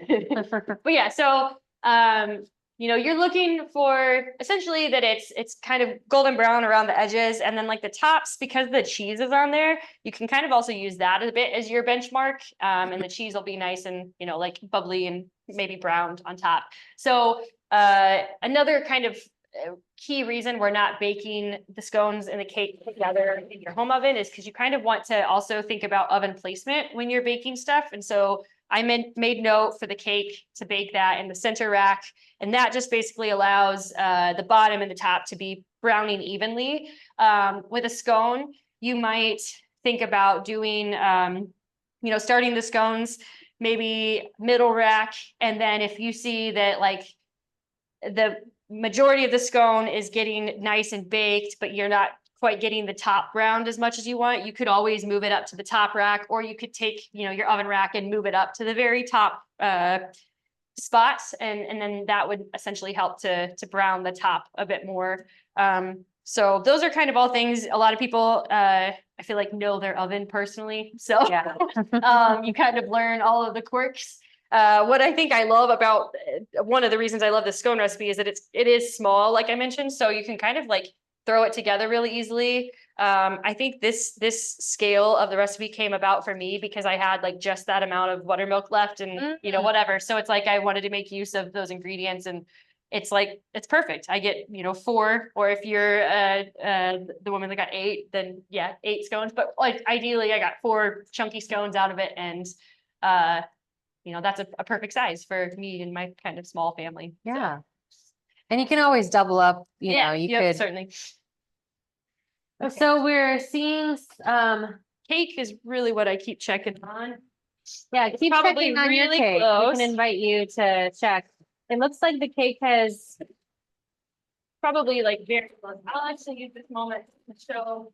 yes. Do you have toothpicks in here? I don't know. I don't think we do, but we have we could do a knife. Let me get you a close up of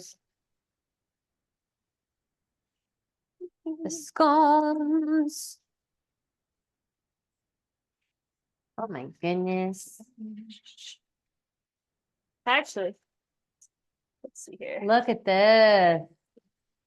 Okay, so I don't think it's quite done because it definitely was jiggly, but I'm gonna just test that. It's kind of difficult with jam layers. You end up getting like the wet jam coming out a bit. So it makes it a little bit difficult to test. I think ultimately one of my biggest test is like if it's jiggly and it's kind of it's losing that, but also most of that jiggle might even just be coming from the jam. So we've had it in there Probably almost the full like 50. 35. Yeah. So I'm going to let it go just for a few more minutes. Mhm. And then what will probably just need to happen is it just needs to settle. It's like, it's a lot of jam.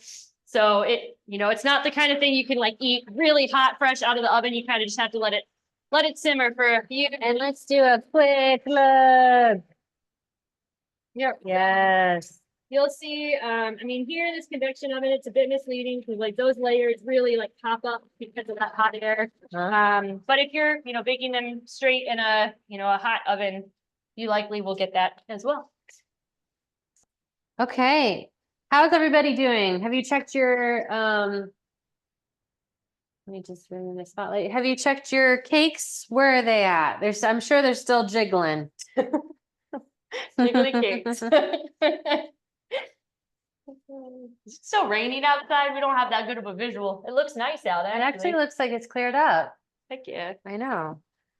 I'm sure it's starting to smell good. Ours, I was getting the whiff of that raspberry jam and a little bit of that sage. Yes. And we got the cheesy scones in there, so it's also adding such a good element. Honestly, the cheesy scones, so like I think tooth butter, I guess I should maybe explain myself there too, because like tooth butter is a random one. I've recently, because of this kitchen build, I've found myself calling like maintenance and service type people a lot, and I usually am setting up an account, and so I have to sell them like my business name, and I'm like, yeah, it's tooth butter, and I get a lot of like tooth butter, like what?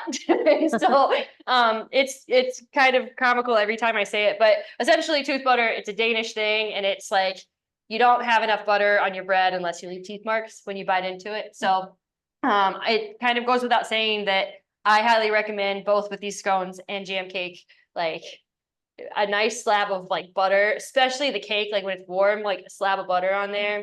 It's really good. Oh, It's okay. nice. But like the jams or the scones, like they would be delicious with like butter or maybe like as an egg sandwich or something like that, but also like would be really delicious with the raspberry jam. Like it's the cheese and like all of the things going on there would honestly pair really well with Yeah. so you have like extra jam from this experiment. Uh-huh. So Mm, you know, I that's see good. things. Yeah, the jam with the cheddar. Mhm. That's a good Like it'd be pairing. delicious. Mhm. So Fiona and Wes said, our cakes are definitely still jiggly. They have scooped their jam layers also too. Yeah, ours did too. So we see like the streusel, sometimes they seep out a little bit. well, but and that's then okay. when you go to cut into it, sometimes too, you'll have like the side shot will just be like wavy cake and jam, Yeah. and it just happens. It's That sounds delicious. delish. That sounds so great. I do want to let you know that we have a really awesome class coming up that we just posted yesterday. I think you got actually, I think our printer wasn't working yesterday, so we couldn't print out the registration form, but I wanted to just let you know that, we've got a really cool, class that's gonna be taught by, Chef Ann Swanson. Oh, and we think it's done? I'm gonna Cool. do some experimentation. Okay, great. So, save the date for Saturday, August 23rd. Chef Ann Swanson, who's been a longtime farmer. She's also a professionally trained chef. She's worked at a lot of really high-end restaurants, all over, but particularly in southern, South Carolina. And she actually was featured, her high-end restaurant that she was working in was featured at, oh gosh, Chef's Table. Yep. So Anne has a really awesome menu that we're going to do for a virtual class. She's doing a hyper local class, so we need a hyper local virtual class and meal kit. Again, it will be just like this. Will come like with a full meal kit. The menu includes local breaded and baked tilapia from Cost Family Farm. They've got an aquaponic tilapia farm. They also grow lettuce. So we'll be doing some fillets of their like local tilapia, breaded with a little like sour cream breading. And then we'll also be using Janie's Mill in that breading, and we'll bake it instead of frying it, but they'll still be really delish. Then we're gonna do her recipe of deviled eggs using local eggs. Then there's a blueberry wheatberry salad that has like onions and mint and basil and a blueberry vinaigrette and then some goat cheese. And then I'm sure I'm missing more things. Oh, the fish has like a remoulade, so that's like a seasoned mayonnaise and caper mayonnaise that we'll be making. And then she's doing a surprise, first time ever of having, she's doing a local ice cream. So she's doing a local sweet corn ice cream that she's going to make up here, and then you'll get like about a pint of it with each of the kits. So I highly recommend that you join. Anne's really great. She's done a lot of farming, so she's really also connected into the local food system, and she loves troubleshooting and teaching people different tricks. So I'll send you when at the end of the class, once we get our video uploaded onto YouTube, I'll send you a link later today with a link to that class if you want to register. But yeah, Cool.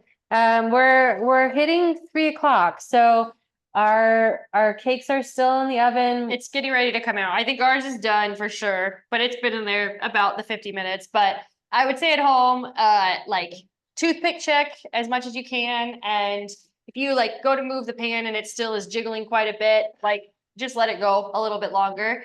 But yeah, shoot for like 50 minutes to an hour for sure at home. And then scones, kind of pay attention to the instructions on here, but then ultimately kind of use your eyes visuals to look for nice and browned. So yeah.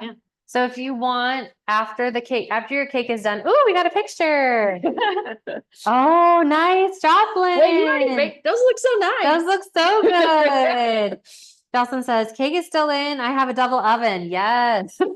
That's awesome. That's great. Well, yeah, so I guess the next steps for people will be once your cake is fully done, you can let that cool. And then feel free to slice into it warm. And then you can crank your oven up to 425. You'll stick your scones in, and then you'll bake like the recipe says, bake on high at 425 for 15 minutes. And then after that, you'll turn it down to 375 and bake for another 10. Or you're really looking for that golden brown.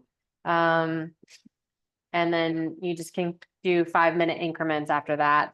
And then feel free to eat them warm. Oh my goodness. So I think part of like the jiggliness we're dealing with here is just like a lot of jam. Yeah. Yeah, because the It takes a edges, second if to you look set. at the edges, They're nice and brown. they've peeled away from the cake's peeled away a little bit from the Yep. edges, and that's a really good sign. Yep. Oh, let's do another close up. And well, how many more minutes do you think we'll have on the scones? Just a few Honestly, more though, minutes. Justin's are like picture perfect. So Yes, let's look at that look great. again. And the kale and the scallions, you can really see them. I love that you did the triangles. So cute. This is the close up of the photo. Yum. That looks great. Okay, everybody. How are you feeling? Are you we're happy to answer questions for a few more minutes if that makes sense for you. And then let me do a final close up of this cake, and then we'll be taking our scones out so you can see those up close.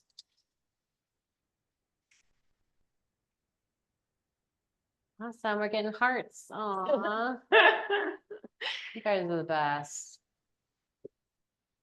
Okay, so here's our close up. If they're close enough, we can give a nice visual and I'll finish making Oh them up. my gosh, yummy. So this We is got- like the nice melty cheese top. You Wow, wow. can see all those fun butter layers. I'm very excited for this. Woohoo! Sherry's giving hearts. I love it. Nuri says, one last question. What can we do with the extra streusel? So she was the one that had the Yeah, milk so pan. I make this batch size of streusel every time because it's just easy to know the ratios. But I always keep a bag. If I have extra streusel, I put it in a Ziploc baggie or even like a jar or whatever and just put it in my freezer.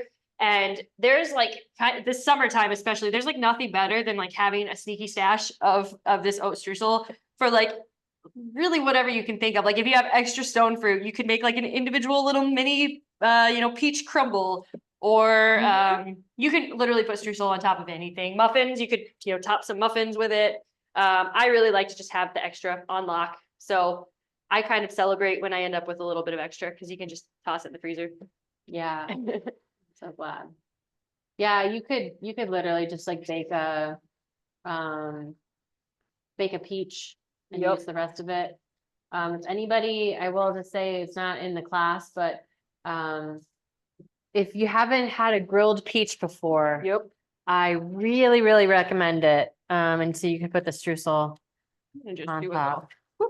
And Oh, that'll cool look faster. at that. There you go. I'll move this out of the way. So she kind of slipped it out of the cake pan Just so that it'll and down a letting little it bit cool faster. better. Oh, it looks so good, Hannah. Yums. Jocelyn says, really love the advice on freezing scones for the future. Yep. For future. Thank you for Same with offering this cookie dough. class. Very, very yummy. Oh, yes, please. I will, with the, in addition to the upcoming class, I will also link some of Hannah's previous classes, including the cookie one. I really, really The cookie recommend one it. was fun. The cookie one was so good. And I got to take some of the, That's also Go a home. great way to use up extra jam. yeah. Felt Linzers. Oh, yeah. Perfect. Yeah, you yep. can make the Linzer jam. Mary says, ooh, those are all great ideas. We'll definitely eat it with my peaches. And we have a lot of regional peaches. We're working with a lot of farms in Southern Illinois and Kentucky right now. And so we're getting early season peaches for this area because some of our peaches aren't.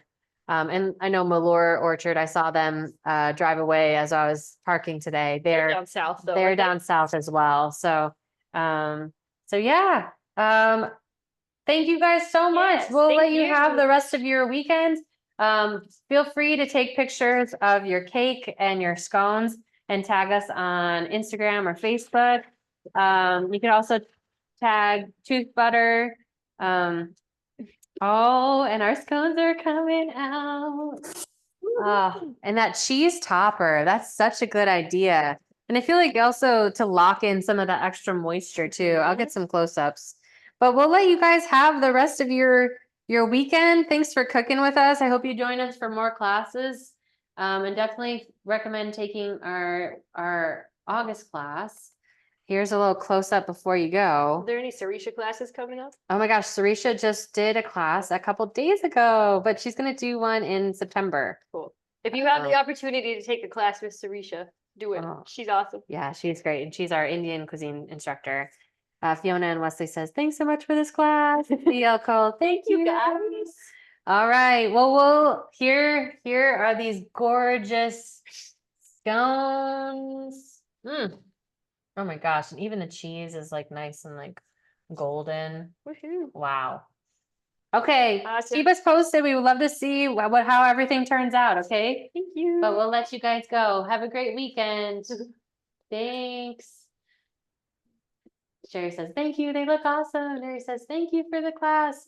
I had a blast. My boyfriend's very excited. Well, thanks, Nuri. Nuri was with us for Sarisha's class earlier this week. So she Sweet. had a twofer, two classes that's in the 1 best. week. You should get a prize for that. All right. See ya. Bye.